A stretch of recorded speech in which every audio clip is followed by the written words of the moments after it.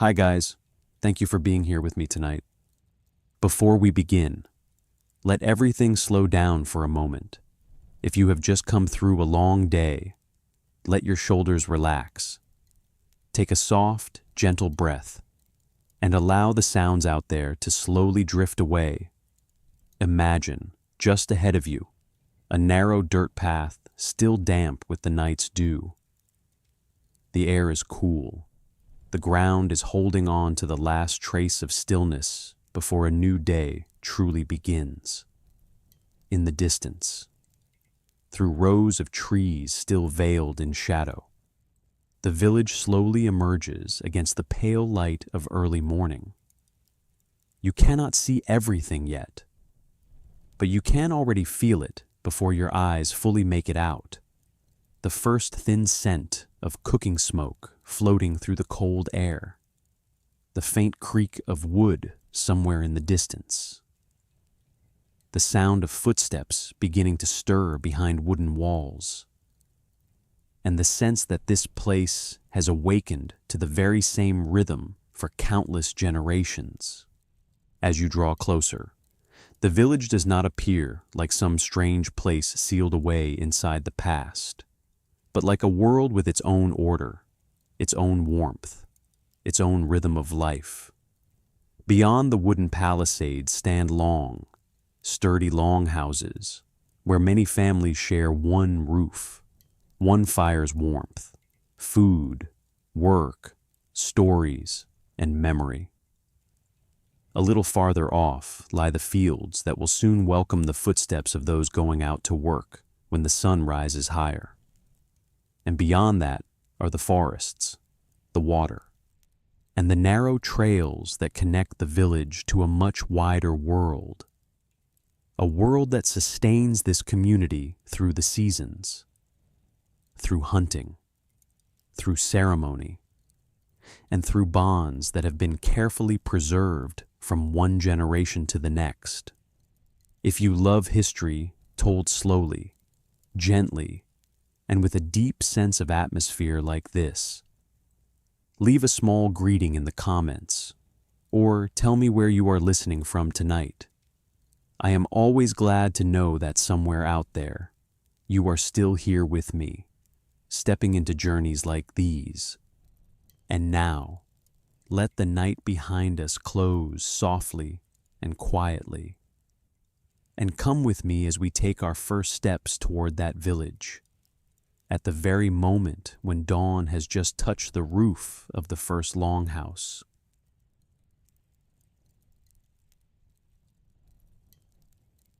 Imagine that you are standing on a narrow dirt path, slightly soft beneath your feet because the air was damp through the night. Around you rise tall, straight tree trunks, dim and dark in the pale blue light before dawn. There is no city here, no sound of cars, no crowded rooftops, and no cold, rigid stone walls like those in so many stories of old Europe. Here there is only forest, earth, moisture, the early wind, and a very clear feeling that if human beings are present in a place like this, they must live much closer to the rhythm of the natural world than we do today. The path before you is not a wide, open road. It is only a trail worn by many feet over a very long time. It bends gently through low grass and open patches of ground, quietly leading toward a place you still cannot see clearly yet. But you know it is there. You know because there are a few small signs that a living world always reveals before it fully appears. A thin thread of smoke is rising in the far distance, so faint that if you did not look closely, you might mistake it for mist drawn into a silver line by the wind. There is a stretch of space ahead that looks darker, denser, as though the trees there have suddenly begun to stand in a different order. And there is a feeling that is hard to name, yet easy to recognize. The feeling that somewhere ahead, human beings are waking. You keep walking. The ground beneath your feet begins to change. The path is no longer as random as the trail of a forest animal. It feels more like a road that has been kept alive, used again and again, accepted by this community as both an entrance and an exit. The sky along the horizon is growing paler, but the sun has not yet risen. It is that hour when the world still holds very few colors, only gray, pale blue, dark brown, and the silver gleam of dew gathered on leaves. At a moment like this, everything appears more slowly, more gently. And perhaps that is why the village before you begins to emerge not like a sudden discovery, but like something you have felt for a long time and are only now beginning to see. First, there is the Palisade. Not all at once, not in a single complete shape, but as faint vertical lines slowly separating themselves from the backdrop of trees behind them. As you draw closer, those lines become a great wooden wall, taller than a person, built from long trunks set tightly side by side, their tops sharpened to points. In the dim light of early morning, it does not feel showy. It does not try to impress you like the walls of an empire. Yet it is precisely that plainness that makes it more memorable. Because it tells you something very clearly. This village is not a temporary stopping place. It is a place raised through immense labor, through planning, through many days of felling trees, hauling wood, digging earth, and setting posts. It is a place human beings wanted to protect. The village has been placed on a stretch of ground slightly higher than the land around it. Not a great hill, only a rise just high enough to see farther from it, to notice movement at the edge of the forest, to sense the changes of earth and water. Standing here, you can understand why a community would choose this place. Higher ground helps escape some of the damp heaviness of the lowlands. Rainwater drains away more easily. The morning wind passes through more cleanly. From this position, the people inside the village can watch the routes of approach from a distance. There is no haste in that, no strain. Only the simple fact that they have lived with this land long enough to know where it is best to remain. Farther still, beyond the rise where the village stands, there is likely a source of water not too far away.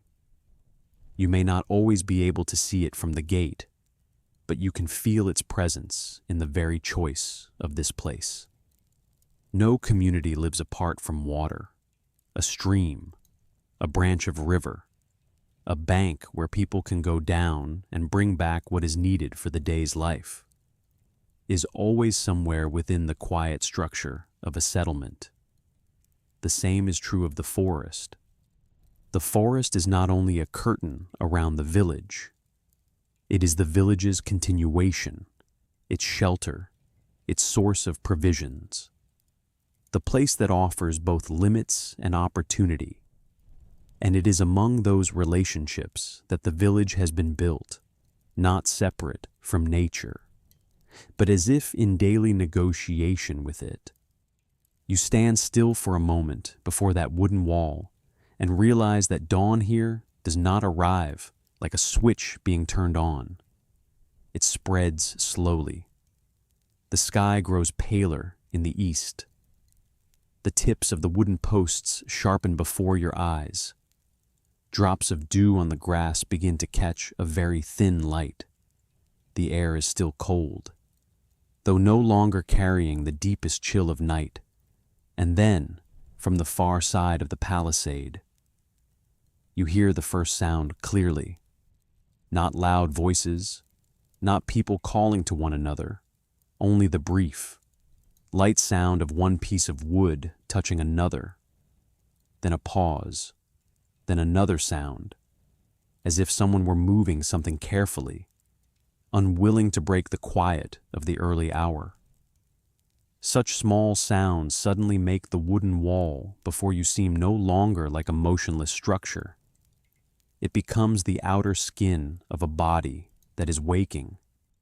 What lingers most in moments like this is that you do not need to see everything inside to know what kind of life is there. It is enough to stand at the edge and already feel its rhythm. Outside the palisade, the space is still dim, but inside, hands are already at work. Footsteps are already moving. Perhaps eyes have been open since before the sky began to change color. A village does not wake to the sound of bells. It wakes through people. As your eyes adjust more fully to the new light, you begin to notice that the entrance is not a wide opening. It is narrower than you expected. In some places, it is shaped almost like a deliberate passage, compact and intentional, so that coming and going would not be too easy for strangers. That does not speak only of defense. It also speaks of the fact that every village has its boundaries. Inside is an order shaped by the community itself. Outside is the wider world, full of greater opportunities, but also greater uncertainty.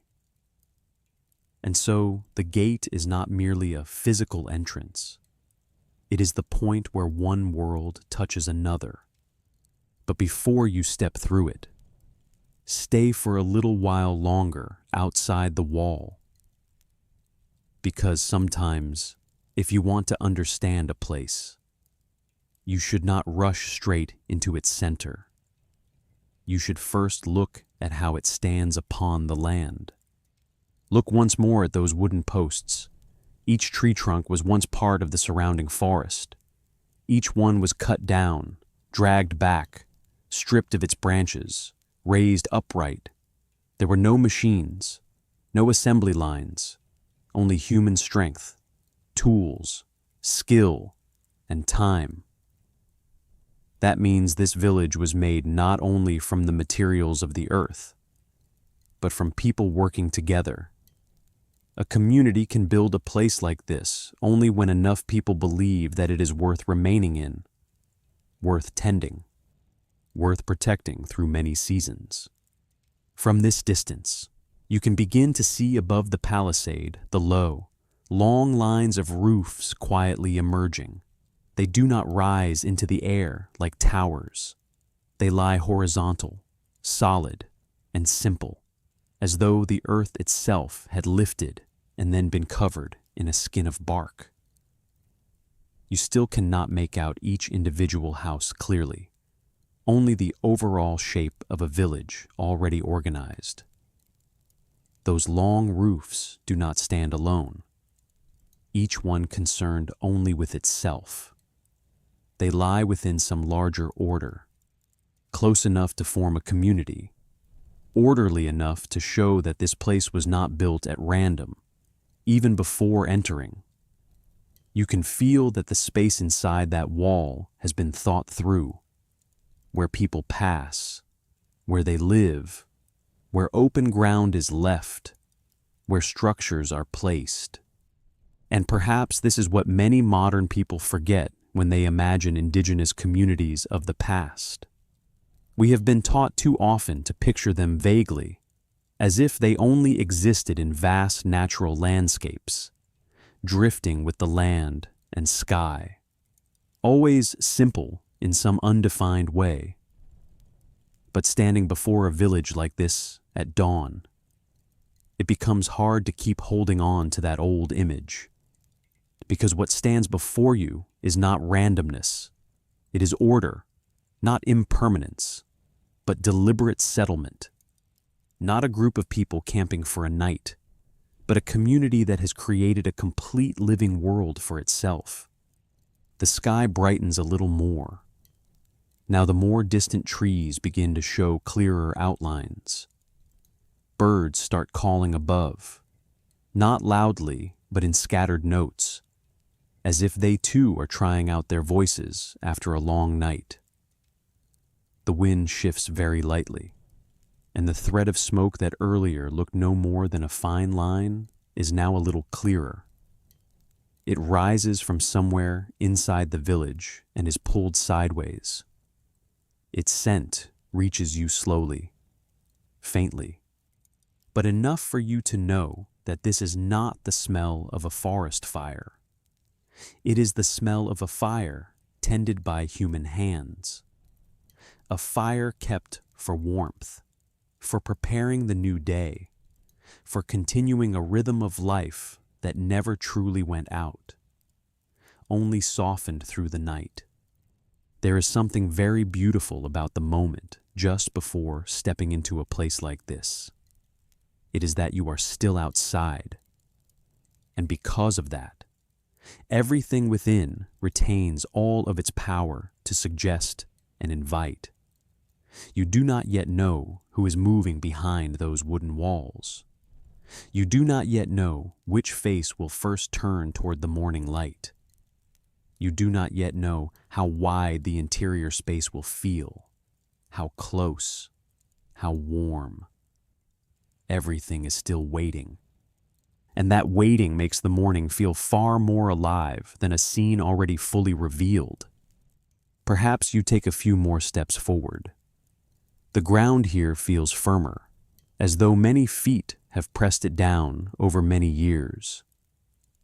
The grass thins near the entrance.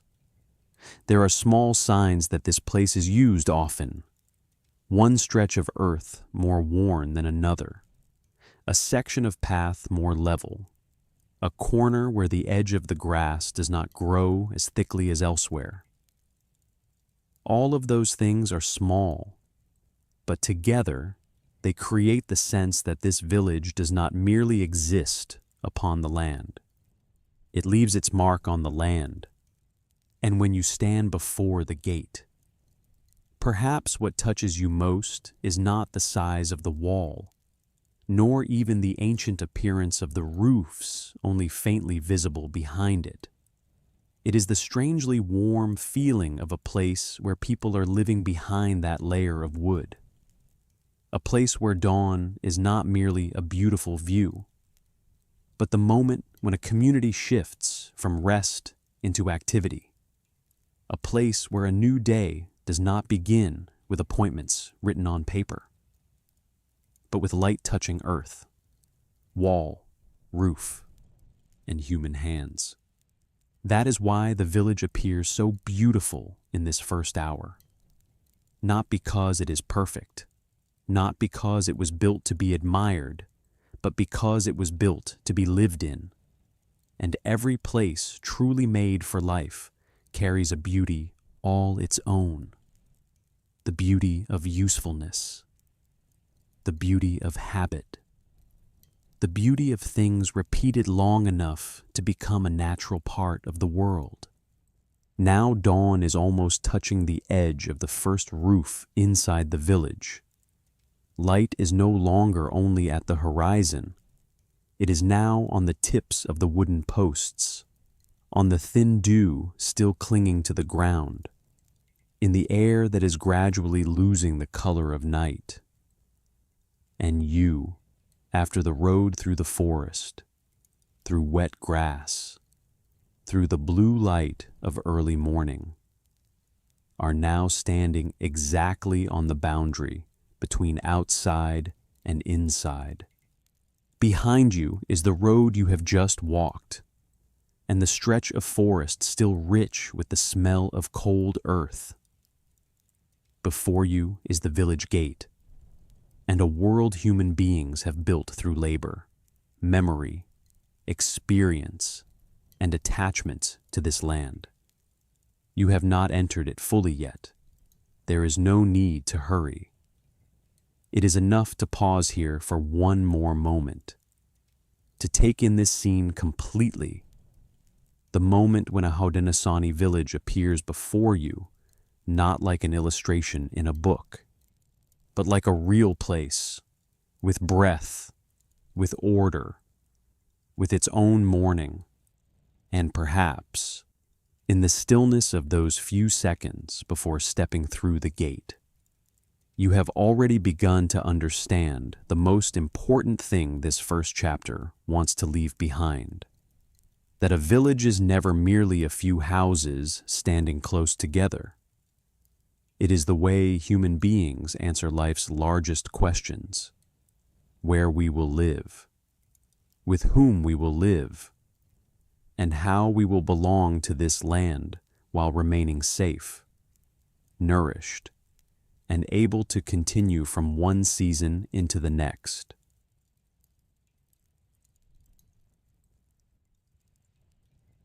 Now, imagine that we have passed through the village gate into the very early morning of around the year 1600 in a land that belonged to the Haudenosaunee world. In what is now New York State, the sky is still holding the pale blue of dawn. The air outside is still cold. Dew still rests on the grass, and the first smoke of the morning is drifting in the thinnest strands above the Longhouse roofs. Before you stands a longhouse, long, low, and quiet, with the gentle curve of its wooden frame and its outer covering of bark. It does not appear as a structure meant to impress from afar. It appears as a place that has been lived in for a very long time. A place that does not need to display anything, because its very presence already tells you that this is the center of a life that is crowded, enduring, and ordered. The entrance is lower than you expected, not low enough to make it difficult to enter, but just low enough to make you bow your head slightly. And that very small motion changes the feeling at once. Out there is the sky gradually opening, the early wind, the open ground of the whole village. But when you bend to step into the longhouse, it is as though you have just left the shared space of the morning and entered a world that is closer, more enclosed, warmer, where human presence lingers longer on wood, in smoke, on the objects around you, and in the air itself. Inside, nothing is immediately clear.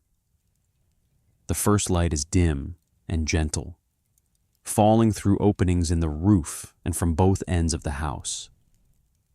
Your eyes need a few seconds to adjust. In that moment, the first thing you notice is perhaps the temperature. The air inside is warmer than outside, not hot, not stifling, but the soft warmth of a fire banked through the night. Then comes the smell. The scent of wood smoke soaked deep into the roof and the supporting posts. The smell of dried bark. The smell of food left from the previous meal.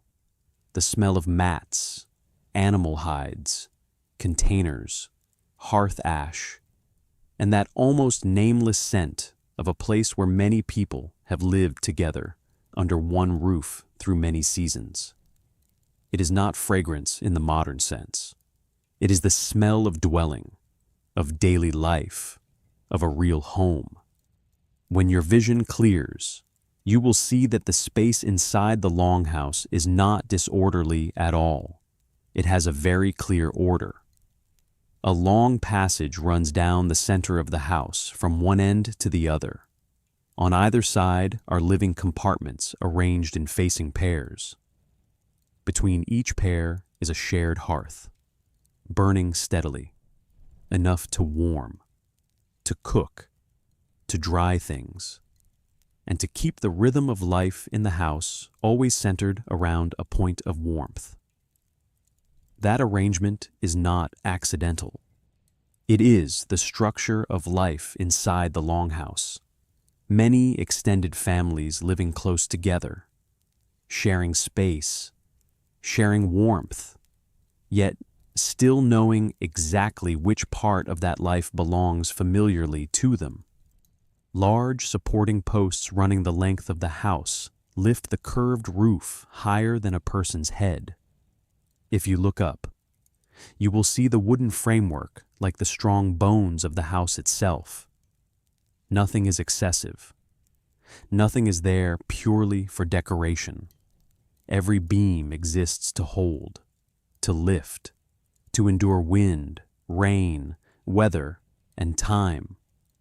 That gives the Longhouse a beauty of its own, one that does not come from elaborate craftsmanship, but from the sense that everything exists for a reason. It feels like an object made by very old experience. The experience of knowing which wood should be used, how far the roof should curve, where the openings must be placed so that smoke can rise out while warmth remains within. Along both sides of the living spaces are wooden platforms raised slightly above the ground. By day, they serve as places to sit, to work, to set things down. By night, they become places of rest and sleep. Above them is space for hanging and storing things that must be kept dry and lifted off the ground. Bundles of dried corn, bags, cords, a few tools, perhaps even bunches of medicinal plants or materials to be used later. That is why, even though the Longhouse is long and full of people, it does not feel cluttered. Everything has its place. Every place is bound to a habit, and it is those habits that allow a house full of people to function in a way that is calm and steady. If you stand still for a moment, you will hear that this house is waking, not through loud sounds, but through small, close, steady ones. The sound of firewood touching as someone adjusts the hearth, the sound of a pot set down with practiced ease, the sound of a mat or a hide being rolled up after sleep, the slow footsteps of a small child along the central passage, a few short, low voices that do not need to be raised. The air inside is not hurried, yet it is not still enough to seem motionless. It has a rhythm of movement that is very gentle and very even, like the way a stream flows without needing to display its own sound. Here, family is not only a father, a mother, and their children. As many people today still imagine it, in Haudenosaunee society, the clan is the extended family, passed down through the mother's line. Children belong to their mother's clan, and before deep contact with Europeans, many generations of close relatives could live together within one Longhouse. That means this house is not merely a dwelling for a few people, but a place where memory, kinship, responsibility, and daily life are woven together under one roof. And so the feeling of home here is different too. Home is not merely the place you return to after a day. Home is where you grow up amid the voices of many generations. It is where you know the familiar place where an old grandmother sits, where you know the sound of an elder's cough at the far end of the house, where you know which child still tends to turn restlessly just before dawn, where you know which hearth always has someone watching over it. That closeness may feel very different from the modern idea of privacy, but it creates another kind of certainty. No one stands completely alone in this house. The life of each person always echoes softly into the life of another. Once your eyes have fully adjusted to the interior light, the small movements of morning begin to appear more clearly. A woman sits near the hearth, her hands working with such skill that she scarcely seems to need to look for long. Perhaps she is checking food kept from the night before, or preparing to warm a pot for the morning meal. In another compartment, someone is taking down a bundle of dried corn or a tool that will be needed for the day. An elder has not fully risen yet, but is already awake, already watching, already present like a quiet point of steadiness in that space. A child sits more than it runs, eyes still heavy with sleep, yet already following the work unfolding around it, in the Longhouse. Morning does not begin with a loud call.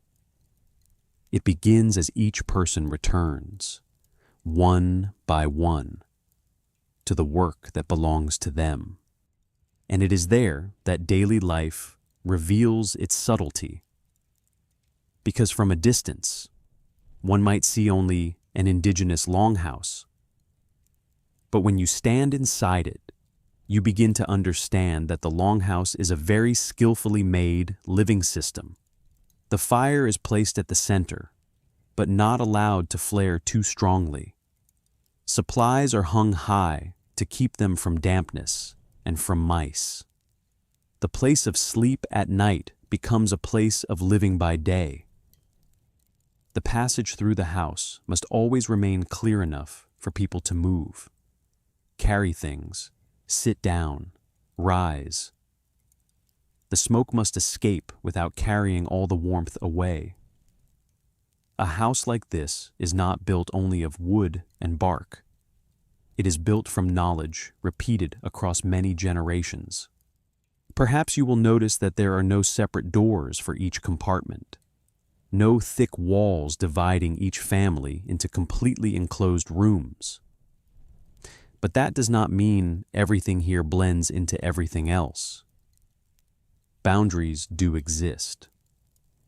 Only they live more in familiarity than in closed architecture. Each person knows their place. Each family knows which area around the hearth is part of its daily space. Children growing up in that environment learn very early to respect boundaries that never have to be written into rules. They know what they should not take, where they should not block the passage, whom they should sit near, how dangerous the fire can be, and that this house has its own order. Children in the Longhouse learn more by watching than by listening to long explanations. They watch how adults build the fire, how they place the pots, how they hang things to dry, how they roll up the mats, how they make way for someone carrying something hot, how they speak quietly enough not to disturb the morning. Knowledge enters them naturally that way, not through a separate classroom, but through living inside that rhythm every day. A child sitting by the hearth today may not be doing much yet, but that child is learning through the eyes, through the ears, through gradually becoming familiar with the structure of a communal life. The small objects lying around the compartments tell a great deal about this house as well. A wooden spoon, a cooking pot, a woven mat, a soft bag, a carefully twisted cord. Nothing here is meaningless decoration. Every object is the result of time, of hands, of patience, of understanding clearly what is needed to live from one day to the next. When people live close to natural materials, they do not easily forget the labor contained in each thing. A spoon is wood that has been chosen, carved, and used through many meals.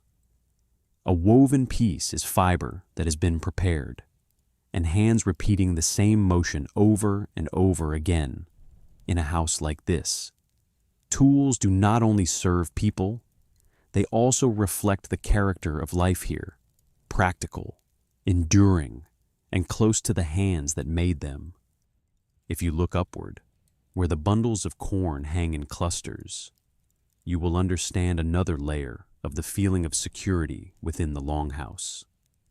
This place does not hold only the present.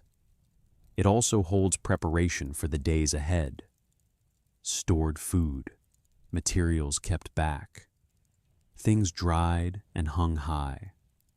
All of it says that life here does not move according to the habit of living only for today. There is calculation.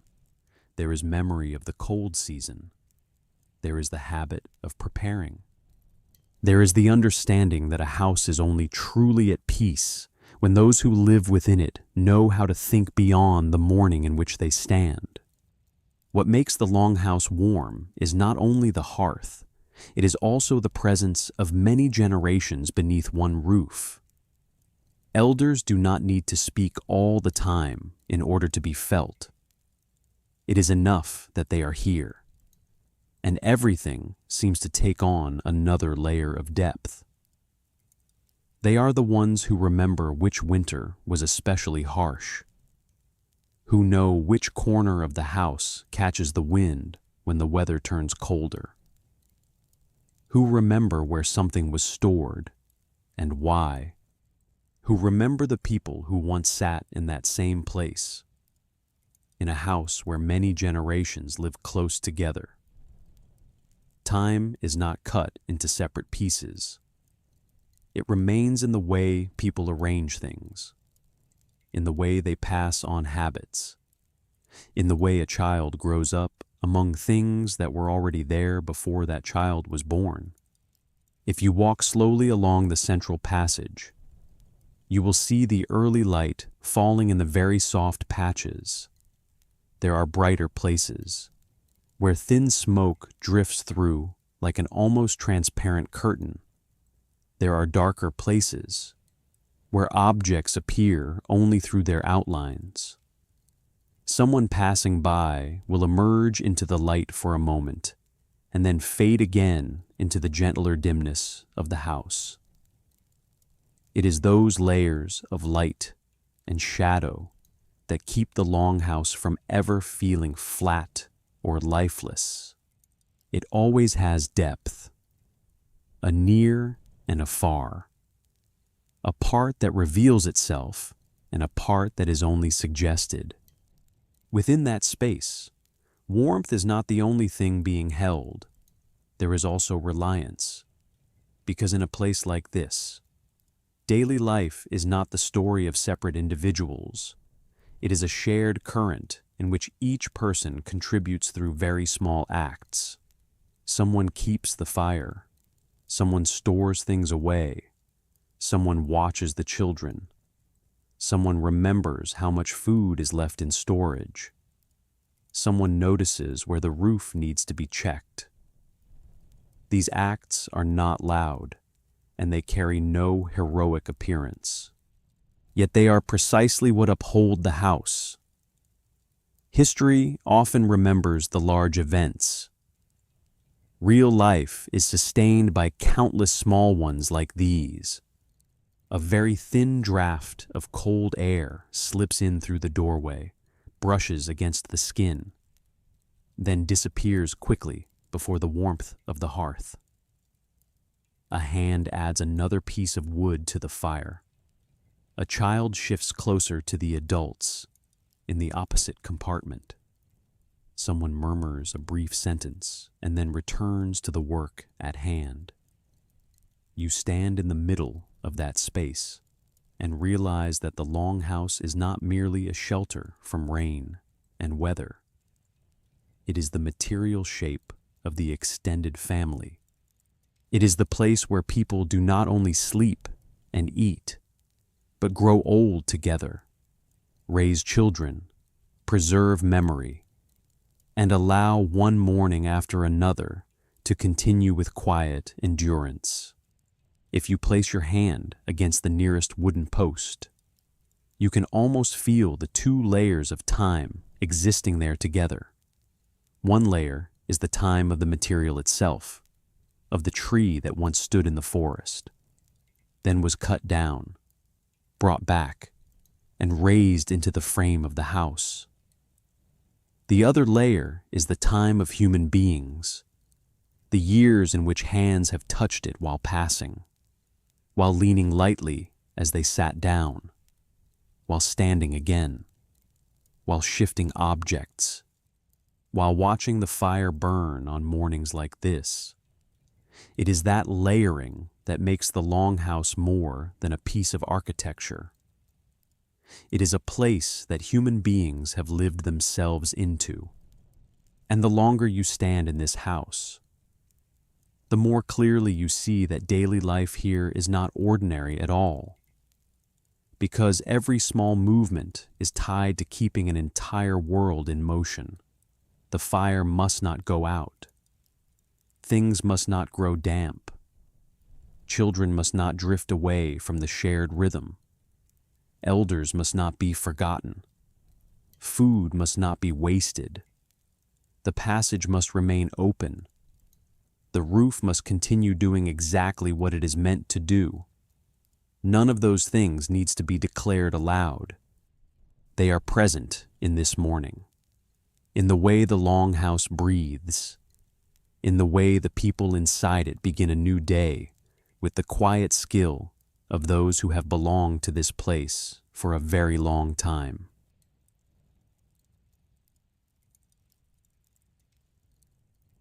Now, let me take you a little farther out, not quite away from the house, but enough to widen your feeling into the whole village waking beyond it. It is still a very early morning in the land that is now New York State, but by now, dawn has moved one step further. The light no longer lingers only beyond the wooden palisade or on the farthest roofline. It has begun to touch the ground between the longhouses, to brush the paths packed firm by the footprints of many seasons, to catch the thin threads of smoke rising from the first hearth fires. And it is at that very moment that you begin to see the village change. Not change suddenly, as though everyone were waking at once in the same instant, but change through very small, very human movements, appearing one by one and joining together into the rhythm of a new day. Morning here begins with fire, not the kind of fire made to impress, nor a fierce blaze like those in films that love to display the supposed wildness of the past. The morning fire in the village is a fire tended as part of life itself. It smolders through the night. It is coaxed fully awake before the sky has brightened.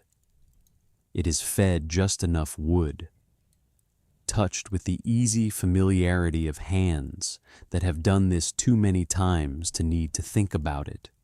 Inside the Longhouse, the shared hearths run along the central passage, holding warmth, light, and the work of early morning around them. In a village like this, a new day does not begin with the sound of bells. It begins with the simple fact that the fire is still alive. Perhaps you hear it before you truly see it. The faint collapse of ash as a new stick of wood is placed into the hearth. The soft touch of dry wood against dry wood. A stream of smoke shifting direction as cold air slips in through the doorway and then fades. These are very small sounds, but in the early morning they carry their own weight. They tell you that another day has begun, and they tell you as well that the village has passed safely through the night, that the warmth remains, that beneath those long roofs, life never truly went out. Inside a longhouse, you will see that the fire never stands alone. Other things are always slowly gathering around it. A pot, a container brought down from where it was hanging above, a hand checking what has been kept from the night before and might be warmed again, another hand bringing something closer to the hearth. Without hurry, without noise, because the morning meal here, like most of life in the village, does not arrive through some ritual set apart from everything else. It comes through continuation, from what was prepared before, kept back, dried, stored away, and then brought once more toward the fire when a new day begins. If you stand very still and watch, you will see that morning does not appear the same in every part of the house, in one place. The hearth is already burning brighter, telling you that the people there woke earlier. In another, everything is quieter still, as if the night had only just withdrawn. A child is still curled beneath a covering. Eyes open now, but not yet ready to leave the warmest place beside the adults. Someone else has already begun a task that makes almost no sound, perhaps folding away the bedding, perhaps preparing containers, perhaps simply sitting close to the fire, letting the body become fully awake before stepping into the long chain of the day's work. And then, from inside the Longhouse, the rhythm of morning spreads out into the village. When you step through the doorway, the cold air of early morning brushes your face first. But what comes right after is the smell of smoke, not the smell of one great fire, but the smell of many small hearths, many houses, many hands doing the same thing in separate spaces. That drifting smoke makes the whole village seem marked by a shared sign. Every household is awake. The light is strong enough now for you to see the longhouses standing in rows, the open patch of earth between them, the worn footpaths, and the first human shapes appearing and disappearing between doorways and the space outside. No one is running. No one is disturbing the stillness of the place. But the village is clearly no longer held in the absolute quiet of those minutes before dawn.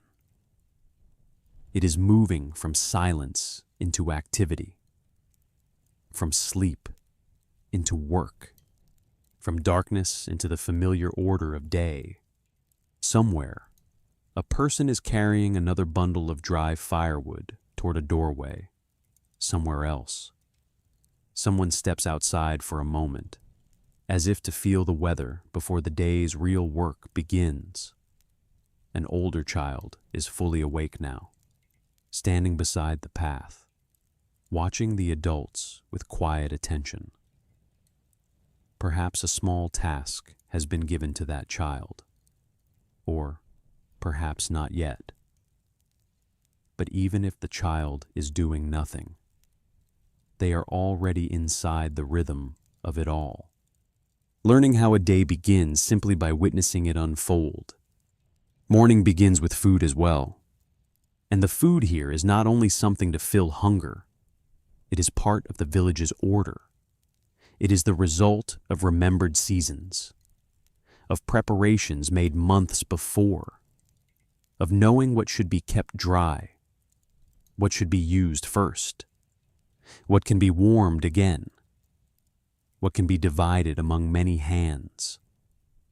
In Haudenosaunee life, corn, beans, and squash, the three sisters, are central sources of nourishment, feeding the village not only at harvest time, but through what is stored and prepared for the days that follow. So when you think of morning food here, you should not imagine a table already set in some modern way. Think instead of a pot slowly warming over the fire. Think of the smell of corn, the scent of rising steam, the smell of simple food that sits solidly in the body and carries within it the feeling of a day that will demand strength.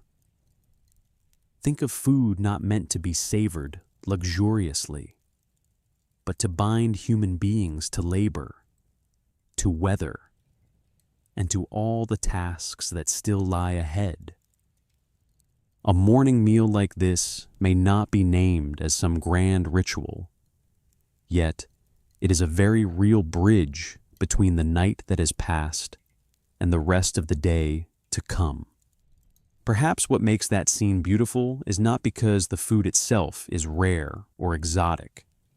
It is because of the way it appears in space. One hand tilts gently as it stirs. A child waits nearby, not with modern impatience, but with familiarity.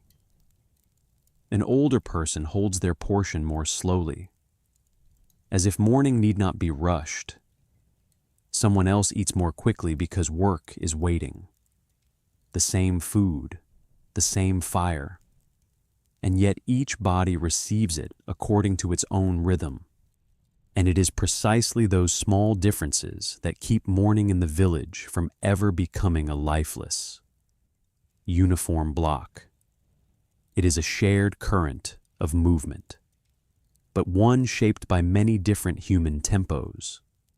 You can see that most clearly in the fact that no one has fully broken away into the larger work of the day yet.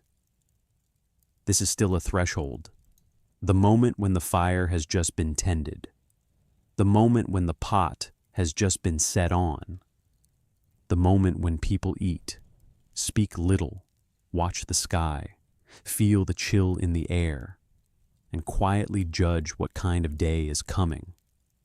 This is the deeply human part of morning, not heroic, not dramatic, but precisely the part that gives a village its soul. In a place like this, fire does not only warm the body, it gathers people close once again before they scatter toward the day's other tasks, even if only for a few minutes, even if only to eat a simple portion. The moment around the hearth in the morning is still the moment when the whole house shares a single center. That is why fire is always present so early. Without it, the house turns cold. Without it, food does not return to the body. Without it, morning cannot fully open. Outside the Longhouse, the light is rising more quickly now. The figures moving between the houses are clearer. The wooden posts of the palisade are no longer only dark lines blurred in the mist. The earth appears in its soft brown tones, marked by old footprints and by patches packed down from repeated use. Morning in the village does not begin in any one place.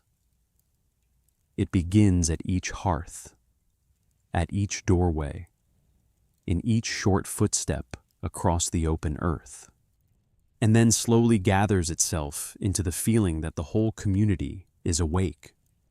At one end of the village, someone may be carrying something to another house. Nothing dramatic, only an ordinary part of living close together. Somewhere else, a child is called gently nearer. Somewhere, a door flap is pulled wider to let in more light. Somewhere, a person stands still for a few seconds, looking up at the sky, reading the weather with both eyes and skin before deciding how the outdoor work of the day will begin. At first glance, these things seem very small, but it is precisely these small things that make up a real morning. What is striking is that in all of this beginning, nothing feels disconnected. Fire is linked to food. Food is linked to strength. Strength is linked to labor. Labor is linked to the whole community. Even the sound of children belongs within it, because they are growing up by witnessing all of these things. They see how the fire must be tended. They see that food does not come from nowhere, but is an extension of the season before.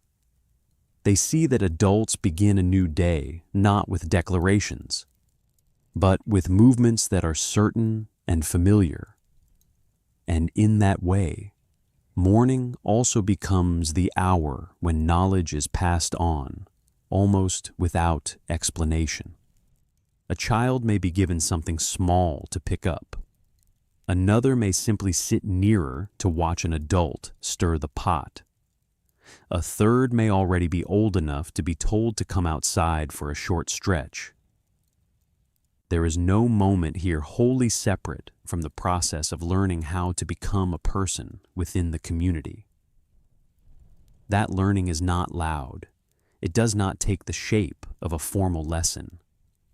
It seeps into the body through mornings like these, repeated again and again, through the smell of smoke, through the feeling of cold at the doorway and warmth beside the hearth, through knowing who wakes first, who always watches the fire, who calls you back when you come too near a pot that is still hot. And so the morning meal becomes a kind of shared memory as well.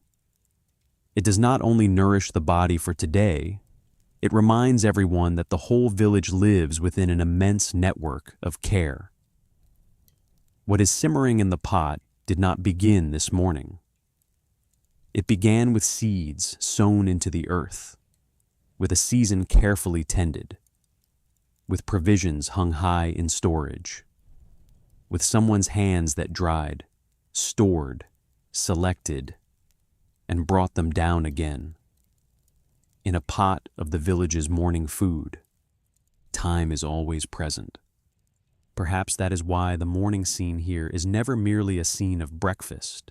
It is the scene of a community starting itself again after a night. Each house kindles its fire. Each hearth brightens.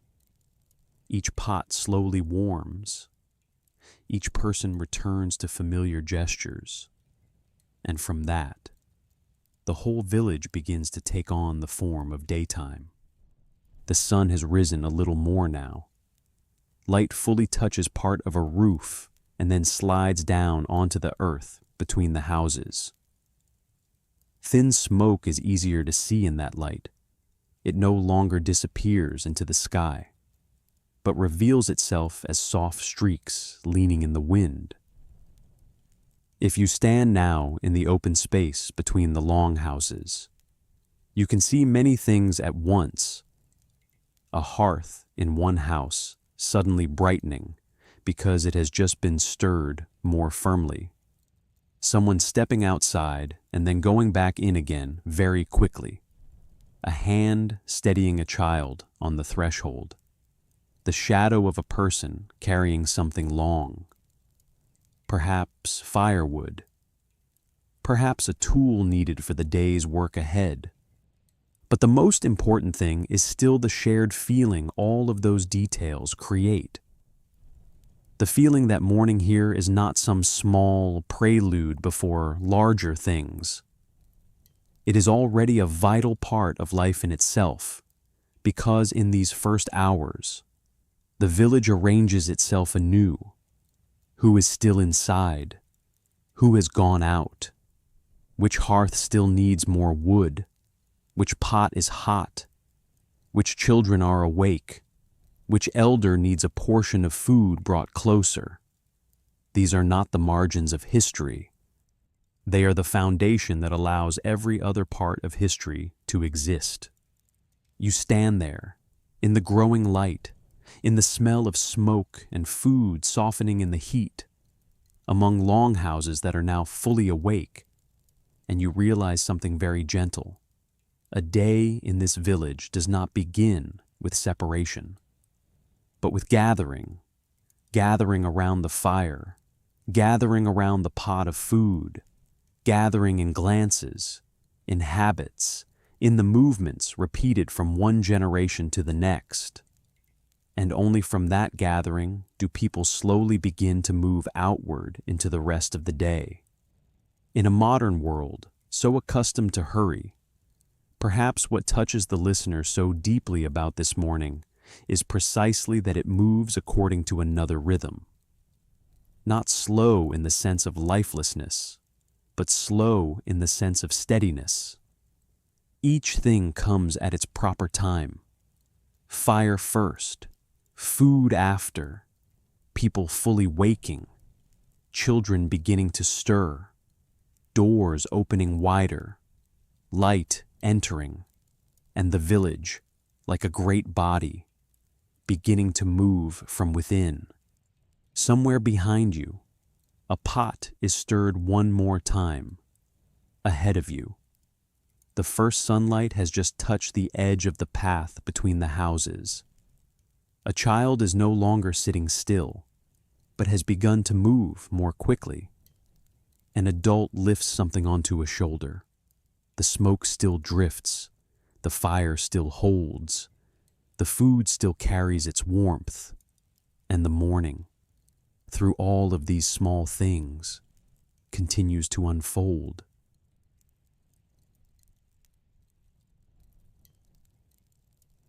As the morning has moved farther away from the hearth fires inside the Longhouse, and the first chill of the day has begun to slowly withdraw from the ground, the village changes its rhythm as well. If, in the previous chapter, we stood close to the fire, close to the pot of food, close to the first footsteps inside the house, then now let your eyes turn beyond the wooden palisade, where another part of life is waiting in the growing light. For the heart of the village does not lie only beneath the roof of the Longhouse. It also lies out there, in the pieces of land opened from the forest, in the low mounds of earth, in the corn stalks reaching upward, in the bean vines winding tightly, and in the broad squash leaves spread close across the ground. There, food is not something that appears at the very end. It is the foundation of everything, seen from the edge of the village. The field does not appear as a simple open stretch of land, but as a part of the earth that human hands have patiently persuaded into becoming a place that can sustain life. It is not flat in the way a modern field might be.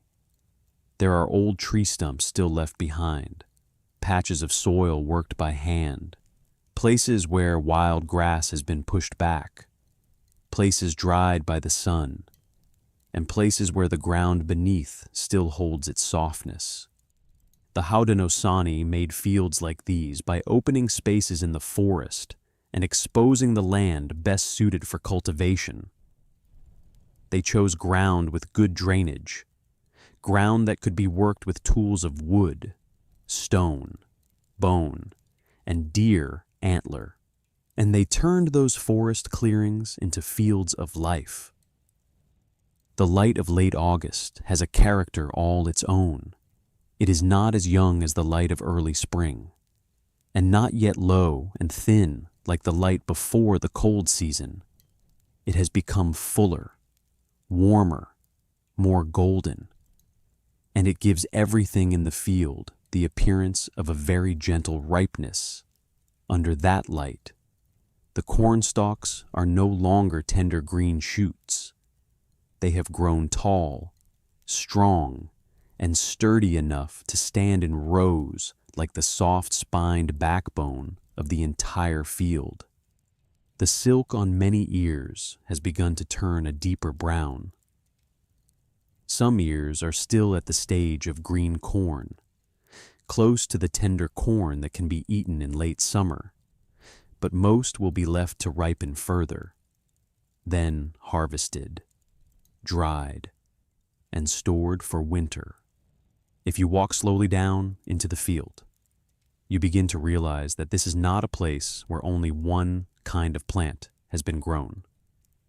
That is part of what makes it beautiful in such a different way. Corn, beans, and squash do not stand apart in separate patches. They grow together, almost as though they are cooperating within the same ground.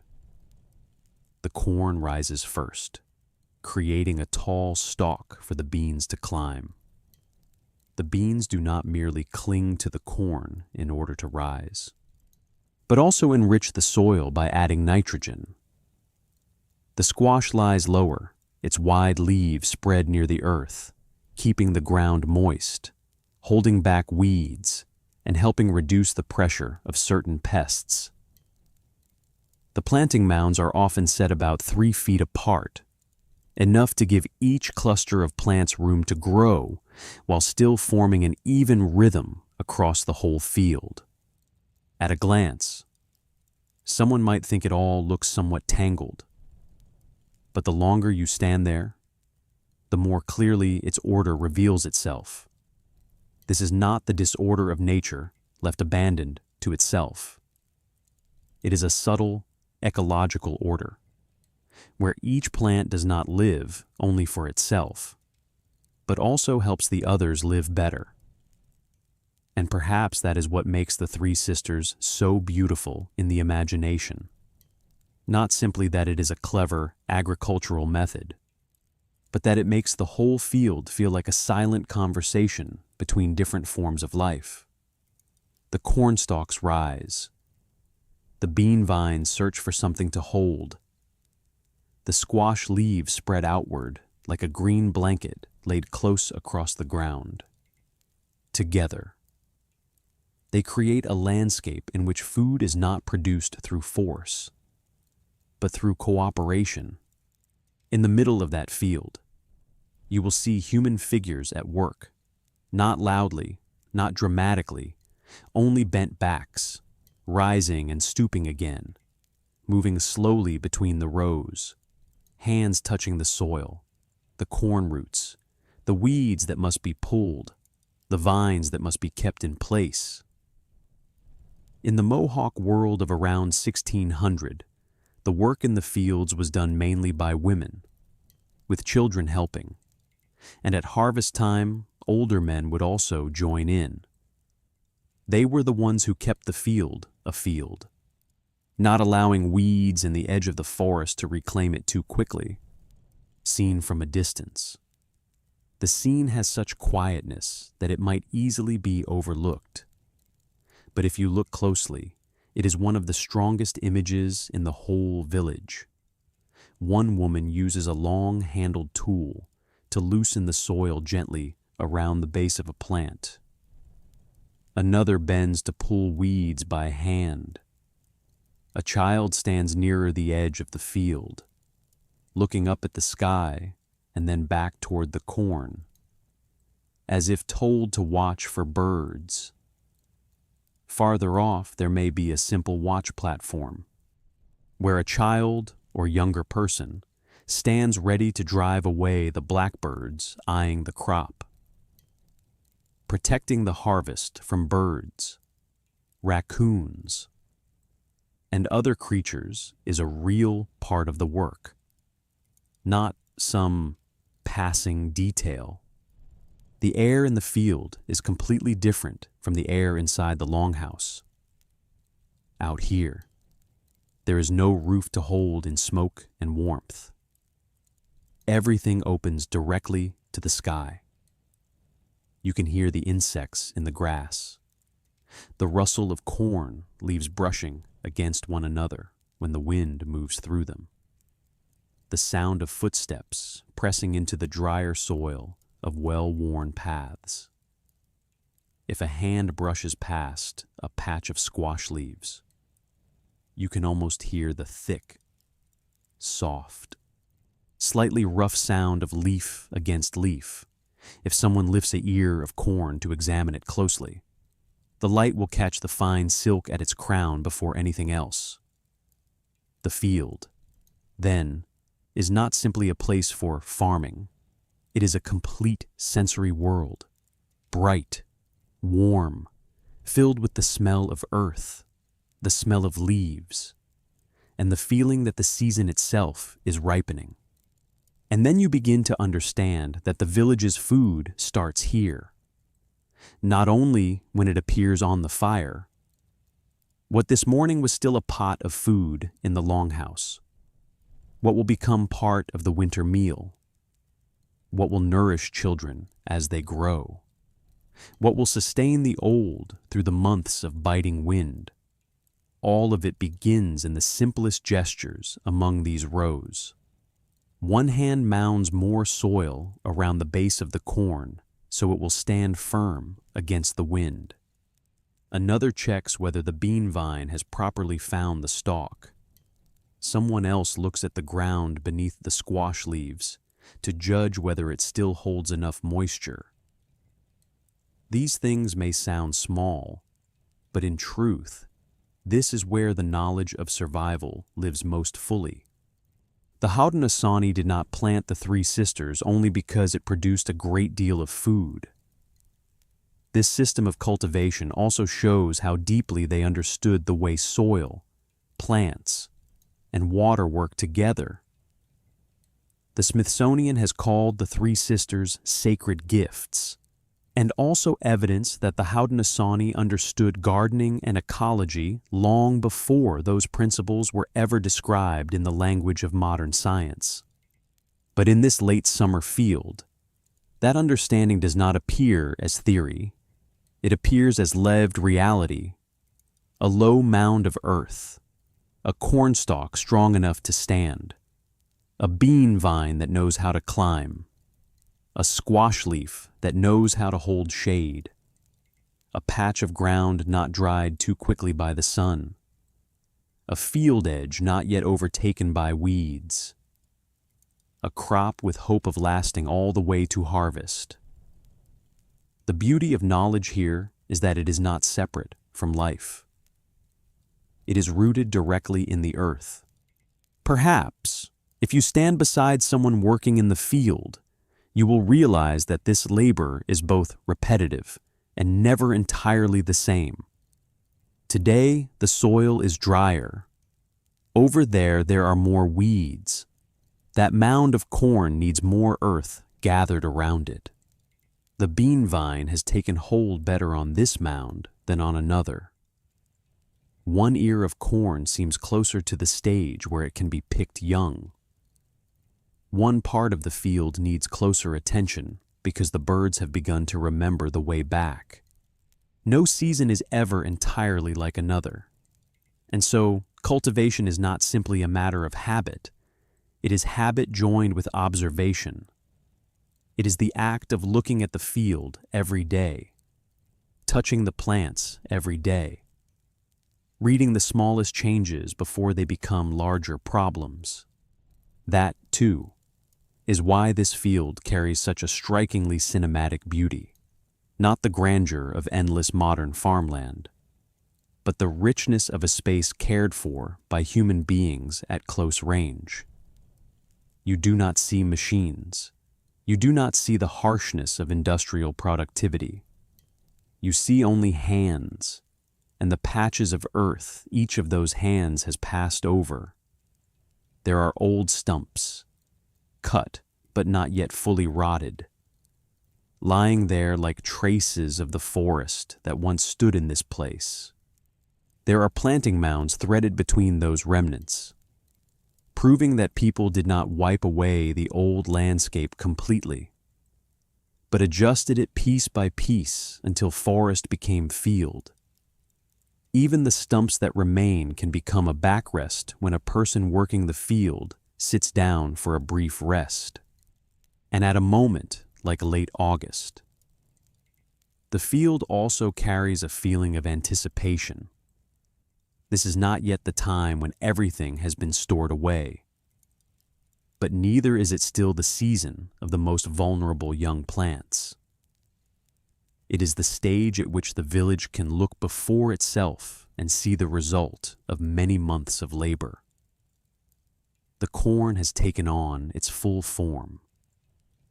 The beans have climbed. The squash has spread across the ground. Part of it can be used now. The greater part is still waiting to ripen further, so it may be harvested, dried, and stored in that sense. The late summer field is both the present and a promise. The young ears of corn at this moment may be eaten during the green corn season, but most will be left until fully ripe. Then, once harvested, the kernels will be dried and kept for winter.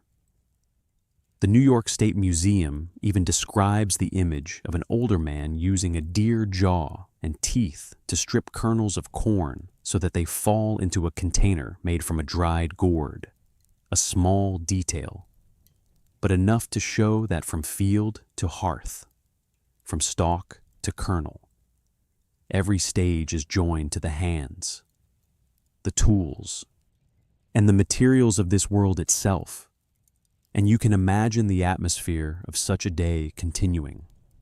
The sun has climbed a little higher. The warmth lies longer on the shoulders of those working in the field. The smell of earth grows warmer. The shadows of the squash leaves fall across the ground in large, thick, and softened outlines. An ear of corn is peeled back and examined, then closed again. Somewhere, a short call sounds from the edge of the field. A child on a small platform drives away birds with motions made familiar through repetition. There is no music, yet the whole scene carries a rhythm like music, the rhythm of bending down, rising, stepping across, loosening soil, pulling weeds, checking, carrying something away, and returning again. If there is any reason this chapter should be told slowly, it is because the field of the three sisters is not only an agricultural fact, it is the most concentrated image of how the entire village exists. Here there is labor, memory, cooperation between generations, ecological understanding, calculation for winter, and also a quiet gratitude toward the earth and toward what the earth allows to grow. A village like this cannot survive only through hunting or short-term storage. It survives because it has fields like these, where food has been thought about long before hunger arrives. And the longer you look, the more clearly you see that the Three Sisters is not merely a beautiful name for a story. It is a way of understanding the world, a way of naming food that refuses to treat it as lifeless matter. Corn, beans, and squash are not merely crops placed beside one another for convenience. They are living beings recognized in relation to one another, and perhaps that is why this field, no matter how much labor it requires, never appears harsh. It appears tended, and in the late summer light, amid the smell of corn leaves and warm earth, among the hands continuing their familiar work, you can feel that very clearly, that the heart of the village does not beat with drums, but with growing corn stalks, climbing bean vines, and squash leaves lying close against the ground to keep moisture alive beneath them.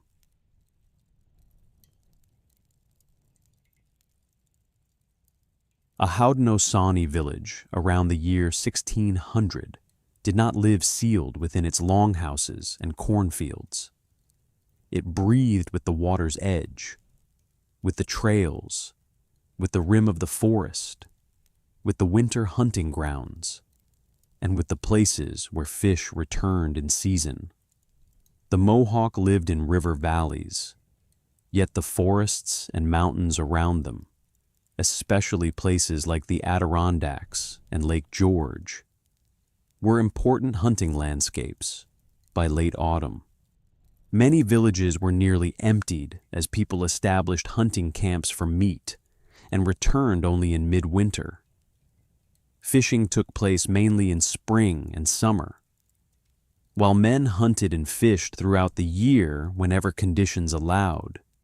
So, after the village has fully awakened, after the hearth fire, after the morning pot of food, after the first footsteps between the longhouses, let us walk once more toward the village gate, but this time we do not stop at the entrance to watch the dawn as we did in the first chapter. We keep going through the narrow passage between the wooden stakes, across the worn ground where many feet have passed until it became habit, and into a completely different world, a world without the straight-lined order of the Longhouse, without the open yard of the village, without the shared hearth at the center of the home. Out there, everything opens. The ground is softer, the grass taller. The path narrows into a worn trace between the trees. And in that moment, you understand that the village palisade is not a boundary between civilization and wildness. It is only the boundary between two parts of the same life.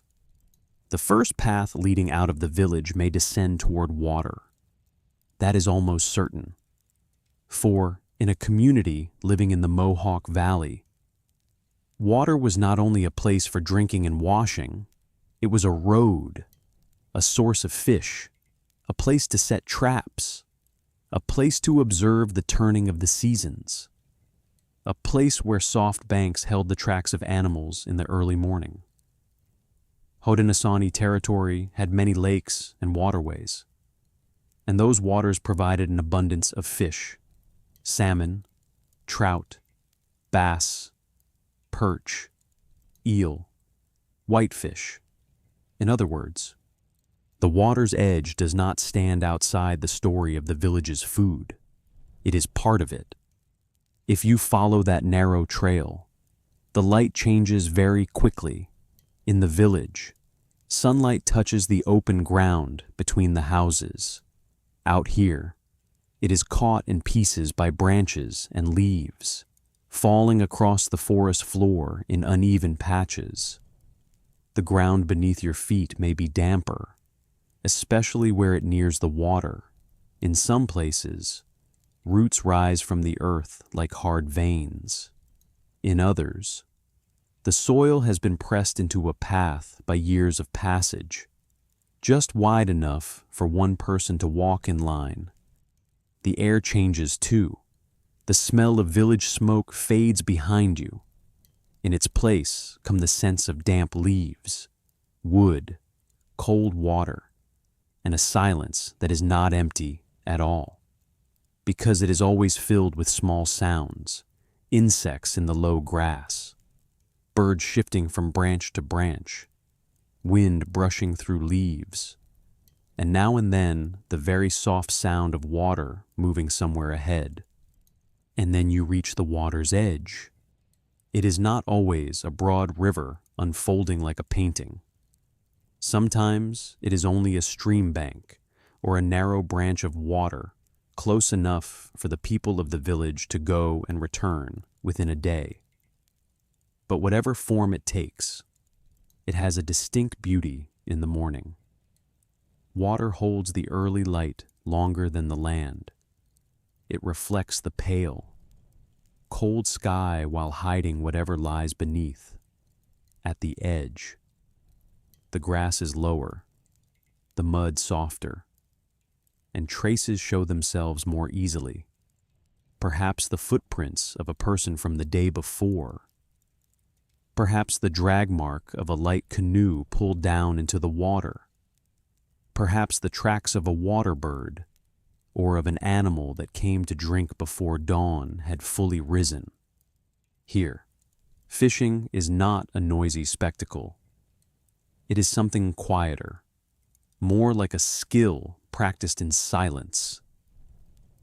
A man stands near the bank, his eyes resting on the water longer than someone unaccustomed would think necessary.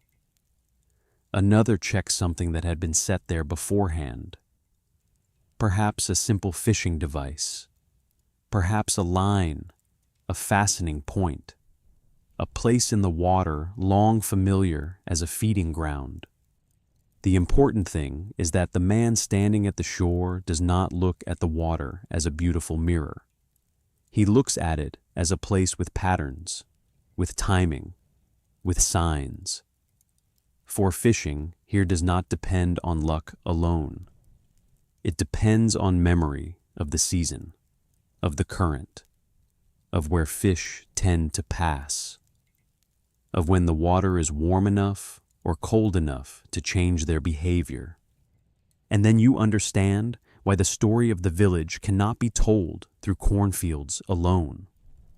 Because even if the three sisters sustained the community, the food that came from water and forest was what kept their diet richer and more resilient.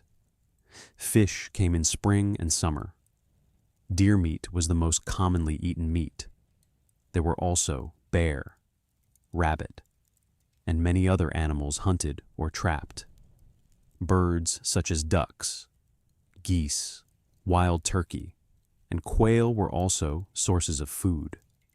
While men hunted and fished throughout the year, women added to life beyond the Palisade by gathering wild berries, nuts, roots, mushrooms, and other edible plants.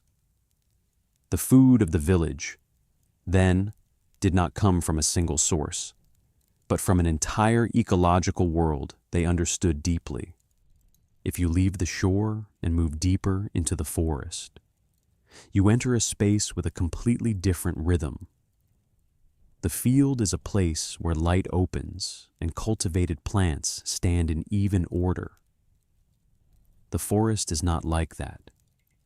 It is more enclosed, dimmer, and it always makes a person listen more than look. A skilled hunter does not enter the forest like someone charging into an empty space to seize it. He walks as though stepping into the domain of other lives, where every sound, every snapped twig, every shifted layer of leaves may be saying something.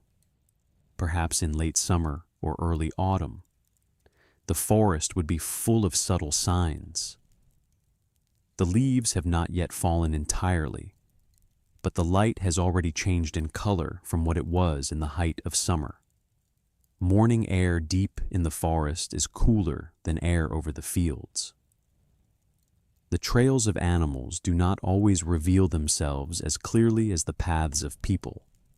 Yet, to an accustomed eye, the ground always gives something away: the mark of deer hooves in old mud, a patch of grass pressed flat, the trace of a body slipping through low brush, a young branch bitten off at a certain height. In such a world, hunting is an art of patience. One does not simply walk into the woods and find prey. One must know which season calls for which place, what hour calls for stillness, when to follow a track, and when to let it go because the wind has shifted. The Mohawk and other Haudenosaunee groups did not live directly in the Adirondack Mountains, yet those places were important hunting grounds. The river valleys were where villages stood. The forests and mountains were where village life extended outward into a broader territory of sustenance. That is precisely why the story of Beyond the Palisade matters so much. A village does not truly end at its wooden stakes.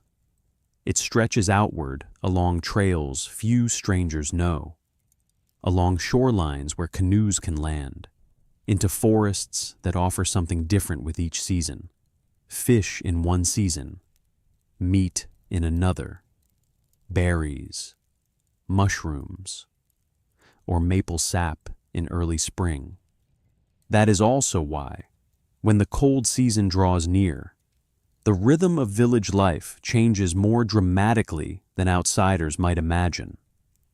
The National Park Service records that by late autumn, Iroquois villages were often nearly abandoned as people established hunting camps for meat. Returning only in midwinter, this does not mean that the village ceased to matter. On the contrary, it shows that the village and the forest were two complementary parts of the same living system. The village was where people gathered, planted, stored food, and sustained the extended family. The winter forest was where they gained more meat, hides, sinew, bones, and fur, things that could not be grown in a field, yet remained essential for clothing. bedding, tools, and the material life of the community.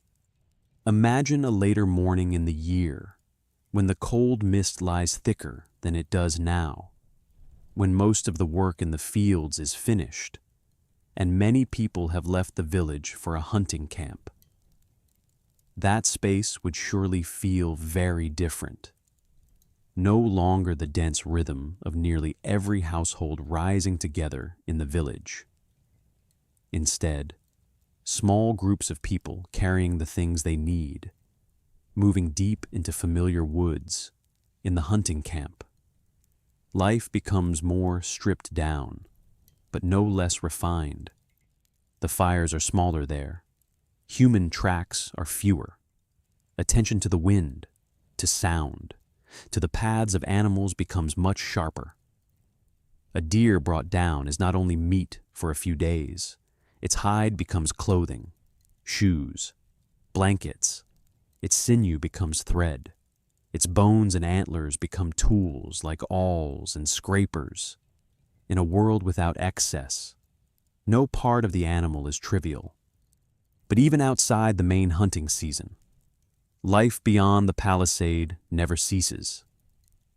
In late summer days like this, the forest still gives signs of food, wild berries, nuts, mushrooms, edible plants, birds that might become a meal, waterways that may offer fish. A woman who goes gathering does not step into the forest like a hunter, but neither does she walk there like a stranger. She knows where the berries were good last year. She knows which place should be reached before the birds come in too great a number. She knows which mushrooms are worth keeping and which must be left. She knows what kind of damp soil will bring forth certain medicinal plants or wild roots. Gathering, seen from far away, may be more easily overlooked than hunting. But in truth, it demands an environmental understanding no less profound. And perhaps the most beautiful thing about this whole part of life is that it makes forest and water never feel like a mere outside. They are the natural extension of the village. In the Longhouse, you hear wood touching wood. Out in the forest, you hear decaying leaves pressed beneath a footstep. In the village, you see bundles of corn hanging on racks. Out here, you see hazel or chestnut branches that someone has already noticed, because they would make good handles for tools. In the village, the hearth gathers people together. Out in the forest, the small fire of a brief rest or a hunting camp does the same, but for a smaller, quieter circle. If you walk a little farther along the water's edge, you may come upon a light canoe pulled halfway onto the muddy bank, its bow touching the grass.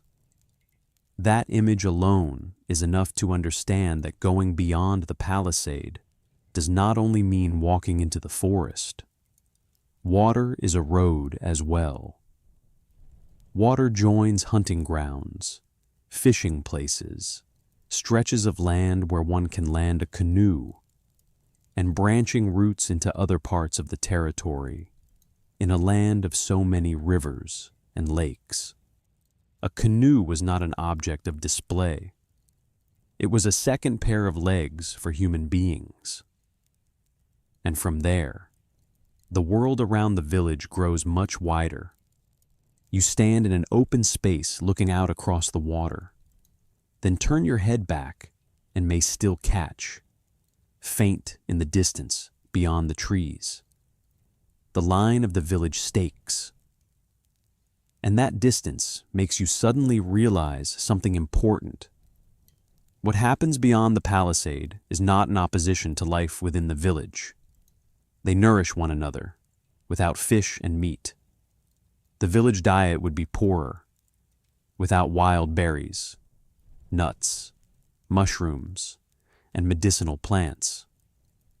Life would lose important layers, Without hides, bones, and antlers, many essential tools and materials could not be made, and in return, without the village, without a place to store, cook, share, raise children, care for the old, what is brought back from forest and water could never become a sustainable life. Perhaps that is why, for a listener today, this chapter feels especially quiet and deep, because it shows us a different kind of wealth, not wealth through hoarded gold or silver, but wealth through knowing that one lives within a vast network of resources, and knowing how to enter it in the right season, in the right place, in the right rhythm. A community like this does not see territory merely as land to possess. They see it as a space of relationships. This place gives fish. That place gives deer. Another gives wild berries. Another maple sap when the season changes. And because of that, the village is able to endure not only through one good season, but through many different seasons. By now the light has climbed high over the water. Small ripples show themselves more clearly. The grassy bank no longer holds the deep chill of the earliest morning. Somewhere in the forest, a branch springs back lightly after something has just passed through. Near the edge of the water, a person still stands for a long time, looking into a stretch that seems at first to hold nothing at all. And you understand then that beyond the village palisade, life never stops. It only asks human beings to move more slowly, to look more carefully, and to know that food does not wait ready in their hands. It lies in the water, in the forest, in tracks pressed into mud, in the season of fish, in the path of deer, in whatever people have enough patience to learn from the land around them.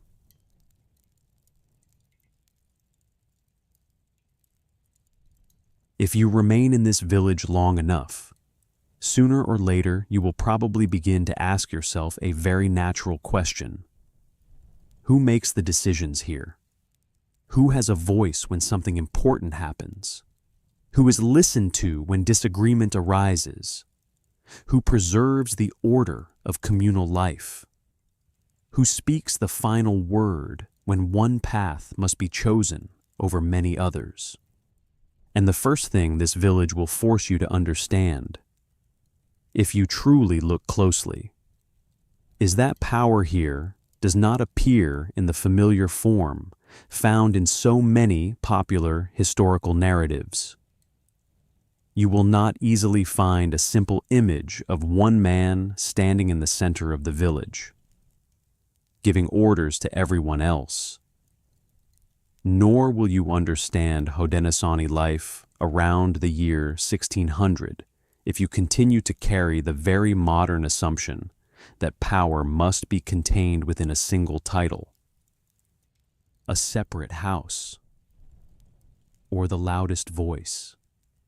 Here, power passes first through kinship. It passes through the clan. It passes through the women who hold the memory of the maternal line. And only from there does it move outward into the council. Perhaps the easiest way to enter this chapter is not to begin with a meeting, but with a marriage. Imagine a young man who has just married. After marriage, he does not bring his wife to an entirely new house, standing apart for the two of them alone. In Haudenosaunee society, the husband moves into the longhouse of his wife's family. But what matters is this: even though he changes his place of residence, he does not change his clan. His clan remains the clan into which he was born through his mother.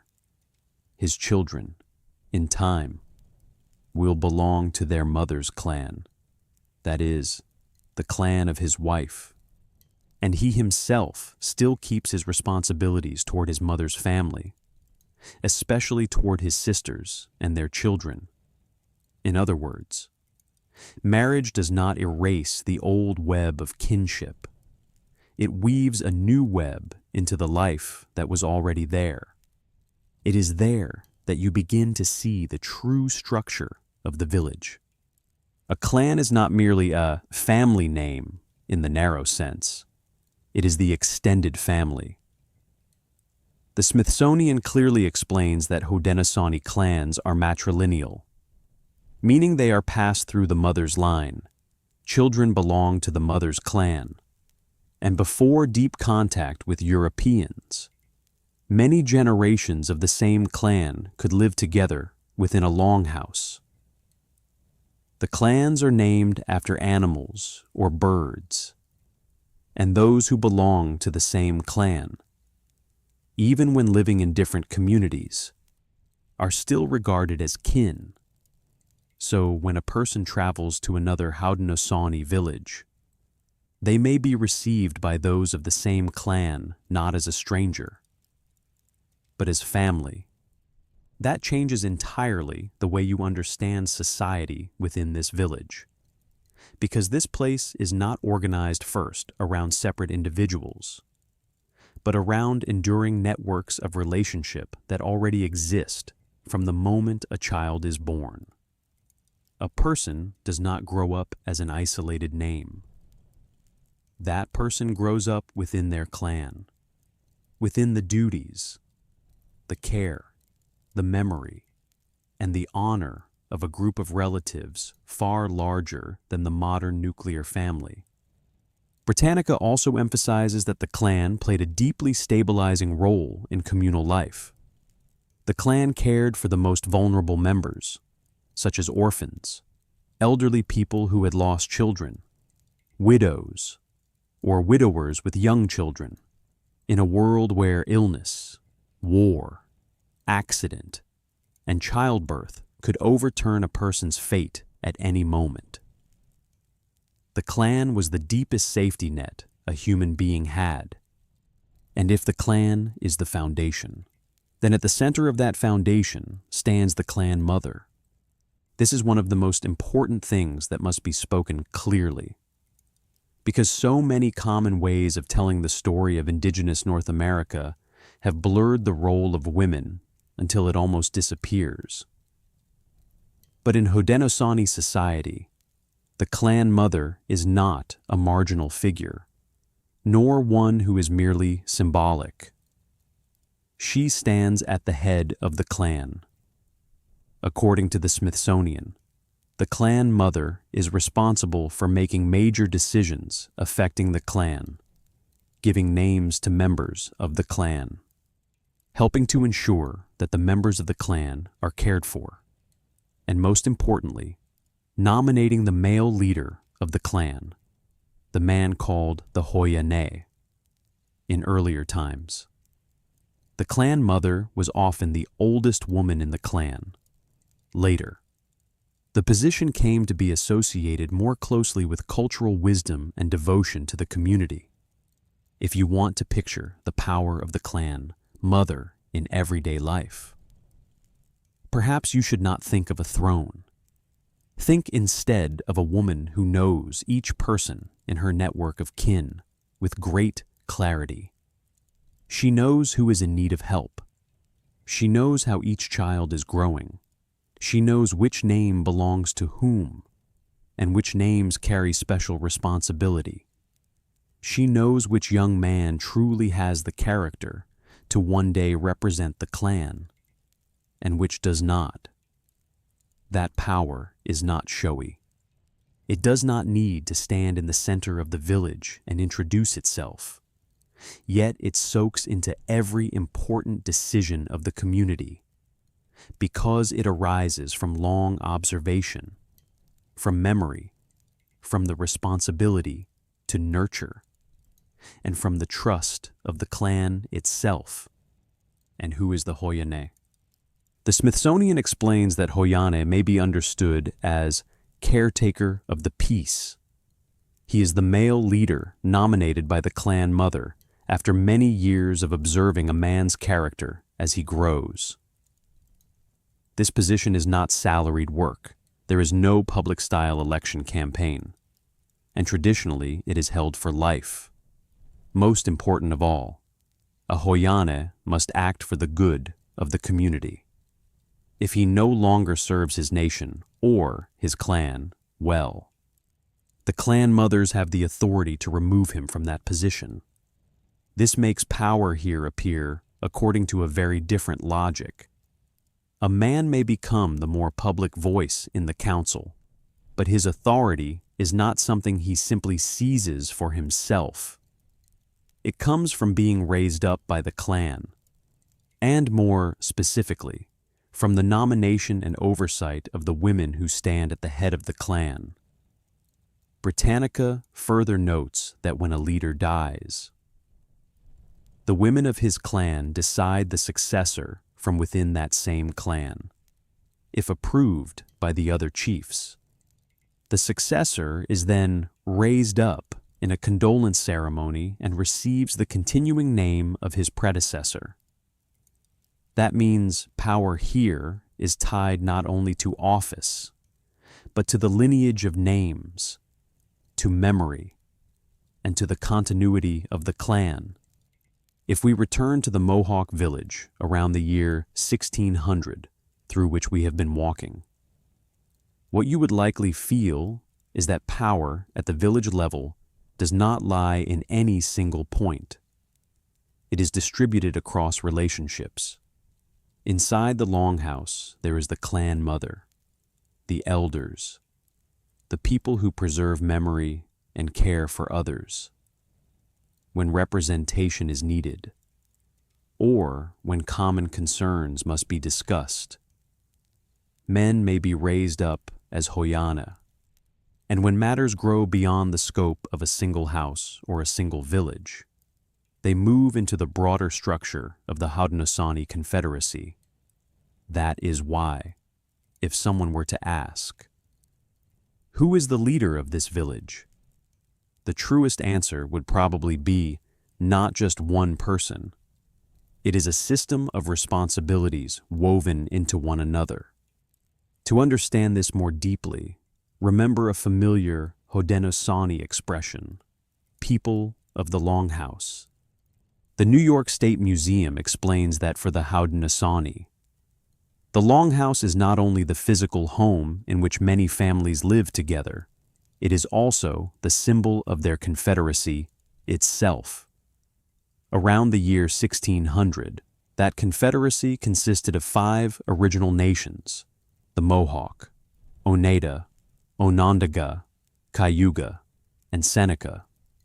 The Mohawk kept the eastern door of that great Longhouse, the Seneca kept the western door, and the Onondaga kept the central council fire and the wampum. In other words, the political structure of the Confederacy was imagined as a vast longhouse, with each nation holding a place within one shared body. That image is beautiful, but it is not beautiful only because it is symbolic. It also shows how the Haudenosaunee thought about power, not as a pyramid with a single pointed summit, but as a longhouse that must be kept in balance from many sides. According to the Smithsonian, the Haudenosaunee Grand Council consists of 50 Haudenosaunee, formed according to the principles of the Great Law of Peace. These positions are selected by the clan mothers, and when the council makes decisions or passes laws, its members must reach consensus, that is, everyone must agree. One educational document from the New York State Education Department summarizes it very clearly. 50 chiefs selected by clan mothers, and all decisions must be unanimous. What does that mean in real life? It means that power here is tied more to persuasion than to force, more to the preservation of harmony than to winning by crushing another person's voice, more to finding an answer the community can carry forward together than to producing one victorious side and one defeated side. The great law of peace, according to the Smithsonian, emphasizes that reason must prevail, not violence, in order to preserve the principles of justice, fairness, and the health of the community. So, when you picture a Haudenosaunee council, do not imagine a room where the loudest person wins. Imagine instead a space in which patience, memory, character, and the ability to keep peace matter far more. From the perspective of an outsider, that kind of power may seem slow, but slow does not mean weak. On the contrary, it shows that this community values the endurance of a decision more than its speed, because once a decision has been reached through consensus, it is not merely the will of one person or one side. It carries within it a wider acceptance, and therefore has a greater chance of lasting. That is also why the Haudenosaunee Grand Council is often described as one of the earliest formal systems of governance in North America, and as a political tradition that has endured for a very long time. But it would be mistaken to think that everything here belongs only to that high, broad level of Confederate politics. For the foundation of everything always returns to the clan and the house. A child belongs to the clan of the mother. A husband, after marriage, lives in his wife's longhouse, but still carries obligations to his mother's clan. A clan mother thinks not only about today, but about who will be cared for, who will carry which name, who should be raised up as Haudenosaunee. A Haudenosaunee, if chosen, is not meant to think of himself as the owner of power, but as the caretaker of peace on behalf of the clan. And a broad confederacy of 5 nations imagines itself as a greater longhouse, in which each position has meaning only if the common roof is kept whole. All of those levels are joined together. Perhaps that is what makes Haudenosaunee social structure leave such a lasting impression when we truly move through it slowly. The longer you look, the more clearly you see that it is built not only through rules, but through relationships, not only through the role of men, but through the central role of women in the maternal line, not only through speeches in council, but through nurturing, remembering, observing, naming, raising up, and, if necessary, pulling down. This is not a world without power. On the contrary, it has power very clearly, but it is a kind of power bound tightly to responsibility, to clan, to peace, and to the memory that no one truly stands alone outside their community. And once you understand that, the village begins to appear differently as well. The longhouses you have walked through are not merely architecture. They are the shape of the clan. The conversations you did not fully hear are not merely everyday life. They may be the small links of a political order living within daily existence, and the older women whom a modern glance, moving too quickly, might overlook, are in truth holding in their hands a very large part of the continuity, dignity, and order of the entire community.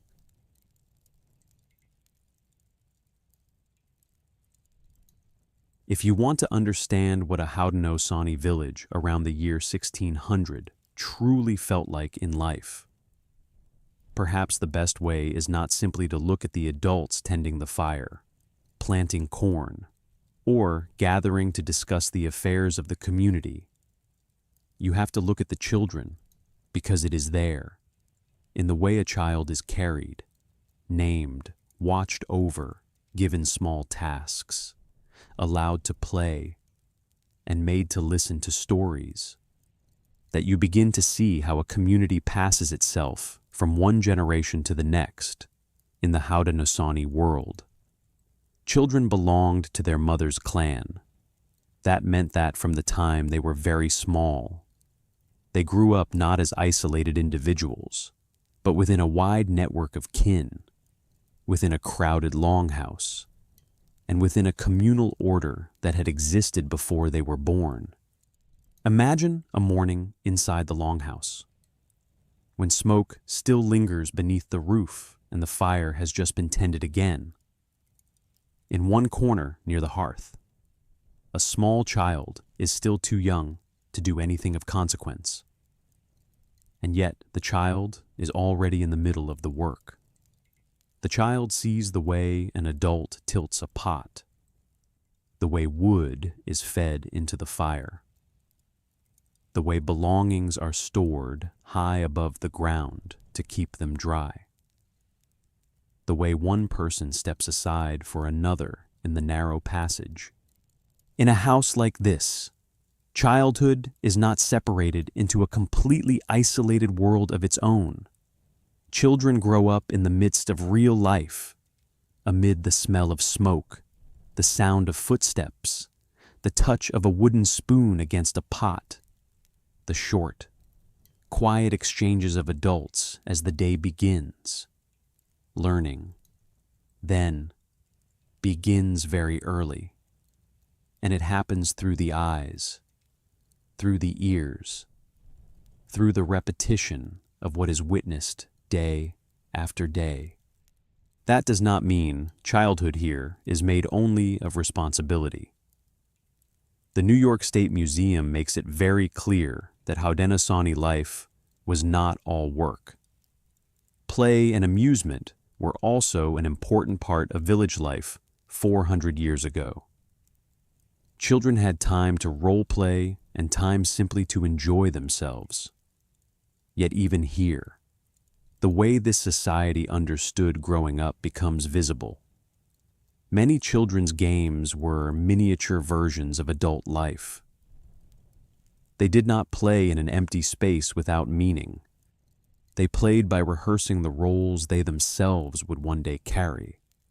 For girls, this could appear in a very gentle form. A doll made of corn husk in the hand, a game of cradling, soothing, caring for, arranging. The New York State Museum records that girls played with corn husk dolls, and that this play prepared them for their later roles as nurturers and life givers. The Smithsonian, too, preserves Haudenosaunee cornhusk dolls as part of the material tradition and family life of the region. When you look at such a scene, you realize that this is not merely a toy. It is a small object carrying within it the whole world of corn, of the Three Sisters fields, of the adult hands that made it, and of the vision the community placed into the girlhood of its daughters. For boys, the games more often lean toward the roles of fathers, uncles, and older brothers. The New York State Museum describes boys taking on the parts of hunters and warriors, using small bows and arrows to shoot at targets or at small birds and animals. Here, a game is not merely a way of burning off energy. It teaches the eye to judge, the hand to balance, the body to understand distance, the mind to concentrate, the self to remain still in patience before moving. In a society where hunting, defense, and physical skill carried real meaning, children's games did not stand apart from life. They quietly drew the body into the rhythm of adult existence from a very early age. But it would be far too narrow to think that Haudenosaunee children learned only by imitating labor. They also grew up in the sound of stories. The New York State Museum notes that, in winter, when the weather kept people inside the longhouse more of the time, They told stories, traded riddles, joked, and played games of chance, including games played with round dice made from deer antler. That means childhood in the village was nourished not only by food and labor, but by language, by memory, by laughter, by those long evenings when the outside world shrank because of the cold, and the world inside the longhouse grew denser and richer than ever. You can imagine such a winter night, the wind scraping across the bark covering of the house, smoke moving more slowly beneath the roof because the cold air outside presses it downward a little. People sitting closer together around the fire. A child leaning against an adult's arm, listening to a story told many times before, and still listening as though it were the first time. Another child struggling to solve a riddle and suddenly bursting into laughter when an elder in the house misleads them through some playful turn of speech. In another corner, pieces of deer antler dice click dryly together in a player's hand. On nights like these, children were not only being entertained, they were learning how language works, learning how communal memory is preserved, learning that joy, too, is part of belonging. Then, as they grew a little older, play began to turn into broader communal skill. Lacrosse is the clearest example. The New York State Museum says that lacrosse, called by the Haudenosaunee the little brother of war, tested skills that would become important for boys when they reached adulthood.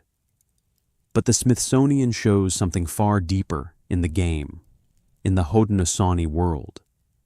Lacrosse was not only a sport, it was also a medicine game, a game bound up with healing, with strengthening the community, with easing conflict between clans and nations, and with drawing family, community, and nation closer together.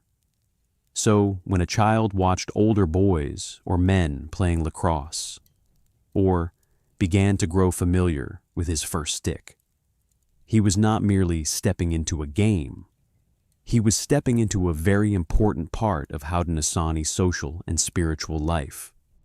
Picture a bright, windy afternoon outside the village. The grass is low, the ground is firmer after many days of sun. A group of older children runs across the open space, barefoot or wearing soft moccasins, their breath quick and sharp and still full of laughter.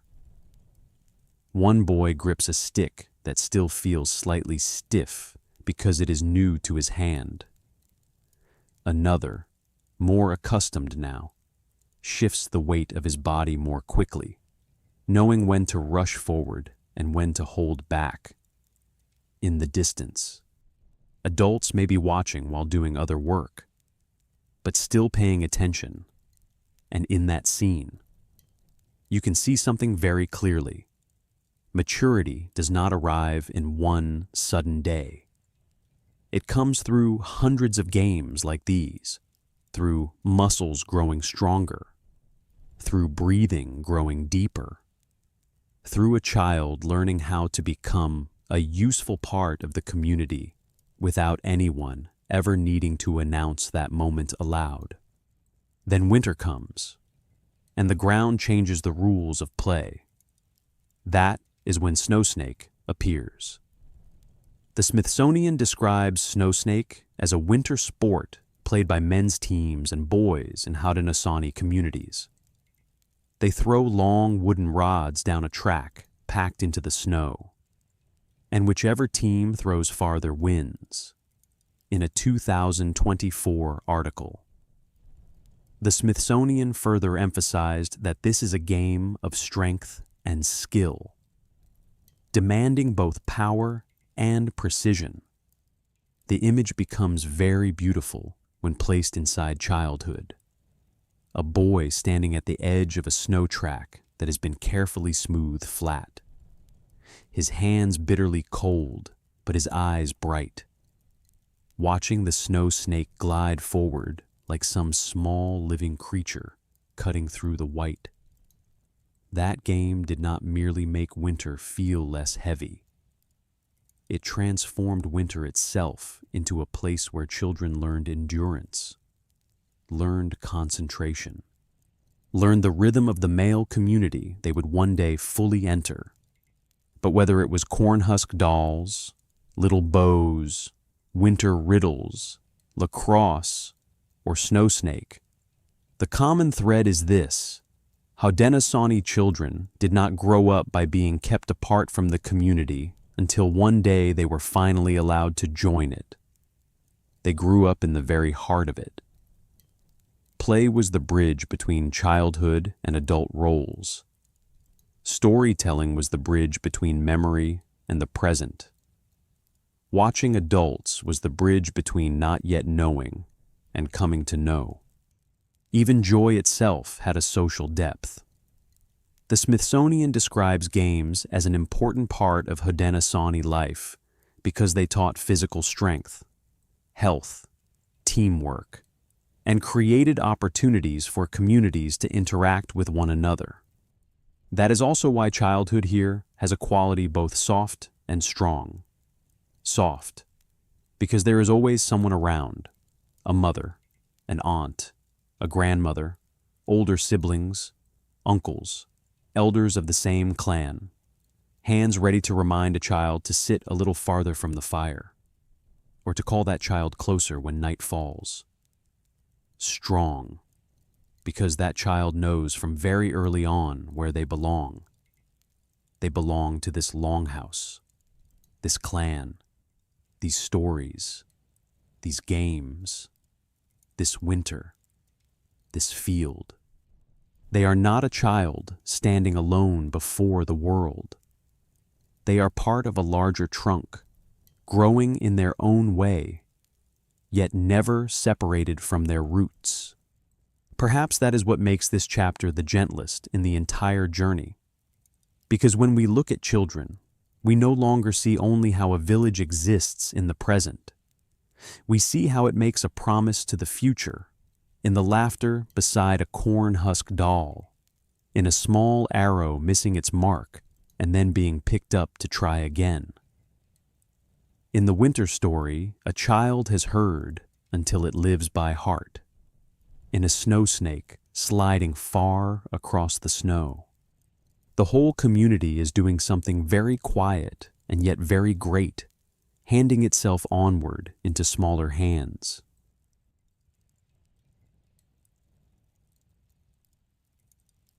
And then, after the cornfields, after the water's edge, after the paths leading out into the forest, after the quiet labors that have carried the whole village through another day, the light begins to withdraw. It does not vanish all at once. First, it leaves the tops of the tall trees. Then it slips away from the edge of the wooden palisade. After that, each patch of earth between the longhouses slowly loses its last golden color. A Haudenosaunee village around the year 1600 did not receive the coming of night through street lamps or light spilling from glass windows. When darkness fell, the whole world seemed to draw inward around the hearth fires, around the warmth of the longhouse, around the sound of human voices, and around the very clear feeling that the darkness outside was not some empty void, but part of the same world holding this village in its embrace. If daylight shows the village moving through labor, then night reveals that it moves through memory and through the way human beings place themselves within a greater order. For in the Haudenosaunee world, the sacred does not stand wholly apart from daily life, like a separate chamber opened only on special occasions. The Smithsonian describes their Thanksgiving address. Gano, Nyok, as a deeply important part of social and ceremonial gatherings. It opens and closes such occasions, reminding people of the earth, the waters, the sun, the moon, the stars, the winds, the animals, the trees, and the people who are present together. Akwesasne Mohawk also explains that these words are spoken before meetings or events, as a way of bringing everyone back into the same spirit of gratitude before anything else is done. So, if you step into a longhouse just as night is falling, perhaps the first thing that touches you will not be a ritual in the theatrical or mystical sense. It is far closer than that, far warmer, and far quieter. As the air grows colder, the people of the house sit nearer to the hearth. The firelight now appears clearer than it did in the morning, because the darkness has made that small circle of brightness deeper and more focused. Smoke moves slowly beneath the roof. Warm wood carries its scent. The smell of food still lingers faintly, and the human voice lowers naturally, not because anyone has ordered silence, but because night always makes people speak differently. And then, within that space, words begin to carry a different weight. They are no longer only words for getting things done. They become words for remembering, for connecting, for setting back into place the relationship between human beings and everything that helps them live. If there is one thing this final chapter must keep clear, it is that the spiritual world of the village should not be imagined as a vague mist floating above material life. For the Haudenosaunee, gratitude is not an act added afterward. Once everything else has been finished, it lies within the very way they understand life. The Smithsonian writes that they do not give thanks only once a year, but practice gratitude continually. And that act of thanksgiving gathers itself into a spiritual order in which human beings first acknowledge that they are living through relationships greater than themselves. So when a gathering begins by speaking of human beings, Mother Earth, water, medicines, plants, animals, the winds, the moon, the sun, and the stars, what is happening is not merely prayer. It is the way a community arranges its mind before the world. Imagine a colder evening, when the wind beyond the wooden wall has already begun to carry the scent of a changing season. Inside the longhouse, people sit in closer circles around the hearths. Not everyone speaks, but everyone listens. One voice rises slowly. It is unhurried, unshowy, not meant to stir emotion for its own sake. That voice moves, one by one, through the parts of the living world, human beings first, then the earth, the waters, the plants, the animals, the powers of the sky. Each is spoken of as a relationship that must be acknowledged, as a reminder that no one here lives alone, that no one exists only by personal strength or by the walls of the village. Even if you do not understand every word, you can still feel where the speech is leading. It does not draw human beings out of the natural world. It places them back inside it. Perhaps that is what makes night in this village deeper than its outward appearance. Because while darkness gathers outside, something else begins to shine within the longhouse, another kind of understanding. By day, people touch the cornstalks, read the tracks of deer, pull a canoe from the muddy shore, tend the fire, stir the pot. By night, all of those things are gathered back into meaning.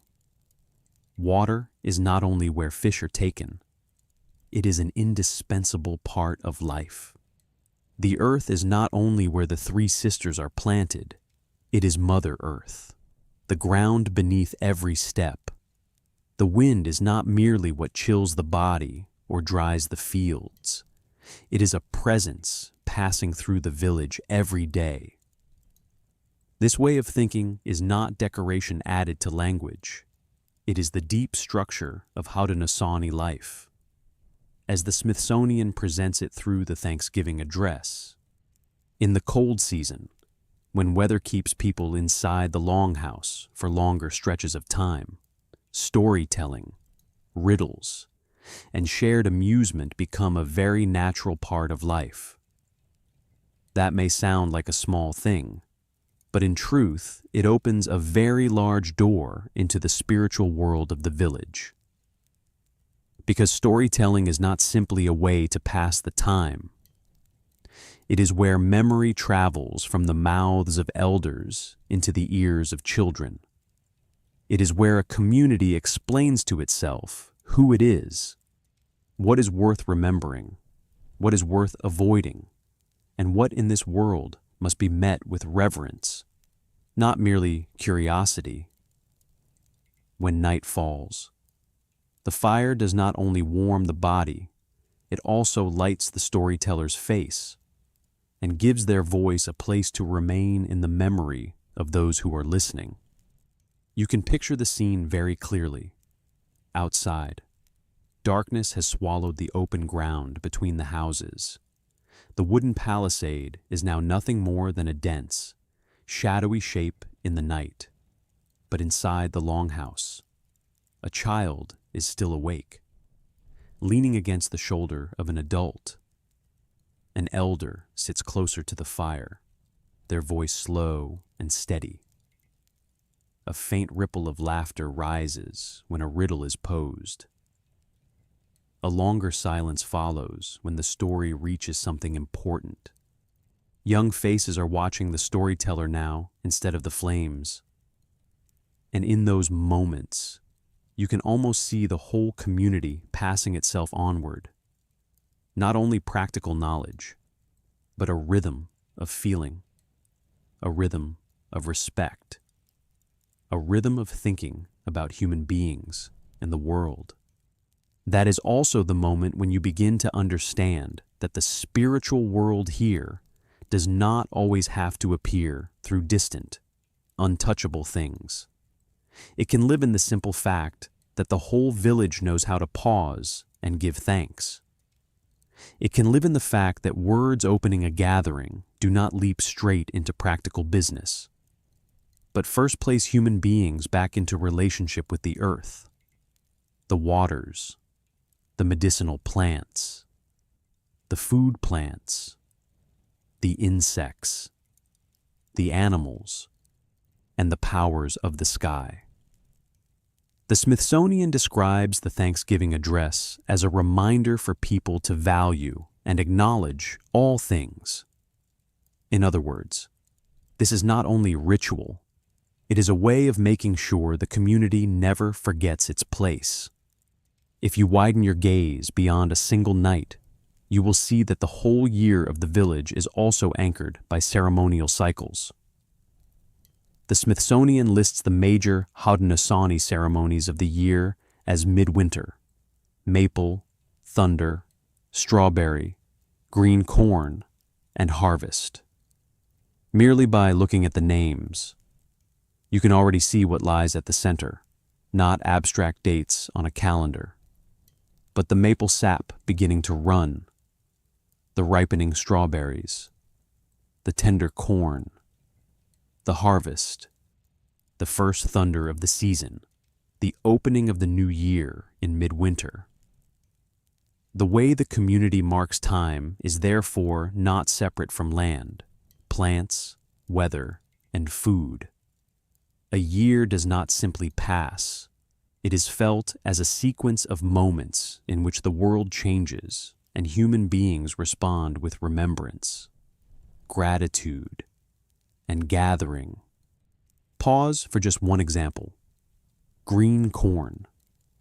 After all those months of working the fields, watching them, mounding the earth, waiting for the corn to grow. There comes a moment when the whole community recognizes that the season has reached the point at which the new food can be touched in a different way, not only as something that feeds the body, but as a gift that must be received through ceremony. The same is true of harvest, of strawberry, of maple. Each ceremony speaks not only of food, it speaks of relationship, of the fact that human beings do not place themselves above the things that sustain them, but step into an order in which gratitude is what allows the community to remain fully itself. Perhaps the most beautiful thing here is the sense of continuity. There is no sharp knife-like line separating ordinary life from sacred life. The cornfield of the day enters into the thanksgiving of the evening. The waters where fish are caught enter into the words of thanks offered to the waters. The medicinal plants, the food plants, the animals hunted to sustain the living, all remain present in the way the community speaks about the world. A modern person can so easily divide life into compartments: work here, eating here, spirituality here. But inside this village, those compartments are constantly crossing into one another. Perhaps that is why night is not only a time for rest, it is also the hour when those connections become most visible. And then, when the fire has burned a little lower, when the stories begin to slow, when the younger children have nodded into sleep, without anyone quite noticing when it happened, you begin to feel the entire village sinking into a very special kind of stillness. Not the stillness of a place with nothing left to say, but the stillness of a place that has said all that needed to be said for one day. Outside, the night settles over the wall, over the fields, over the water's edge, over the paths leading into the forest. Inside, the Longhouse keeps its warmth, keeps the red glow of the embers, keeps the voice that has only just fallen silent, keeps the feeling that the world still remains in its order. Human beings have done their part for the day. They have eaten, remembered, and given thanks. And now, before sleep comes, the village does not stand apart from the universe around it. It rests wholly within that universe, like a small point of light with a clear place of its own, surrounded by the earth, the waters, the wind, the moon, and the stars they have named in gratitude.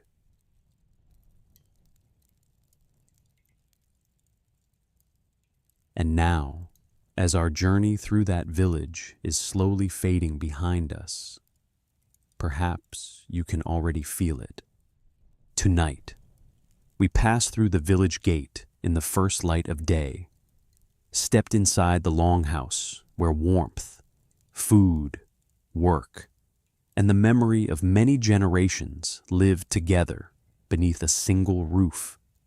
We went out into the fields, walked along the water's edge, entered the rim of the forest, and saw just how deeply a community could be bound to the land, to the seasons, to family, and to one another.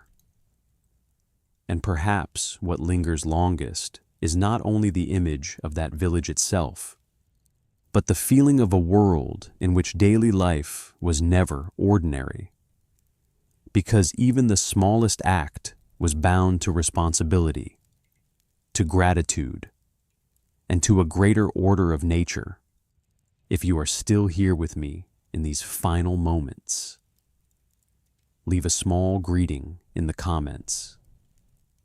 I always love knowing that somewhere out there are still people listening, still walking beside me, and still moving slowly with me through the stories of the past.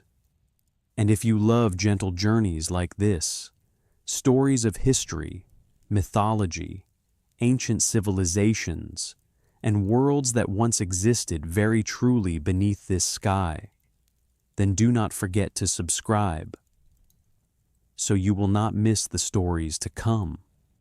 And now, let every sound slowly fall quiet, and I wish you a truly peaceful night and a very restful sleep.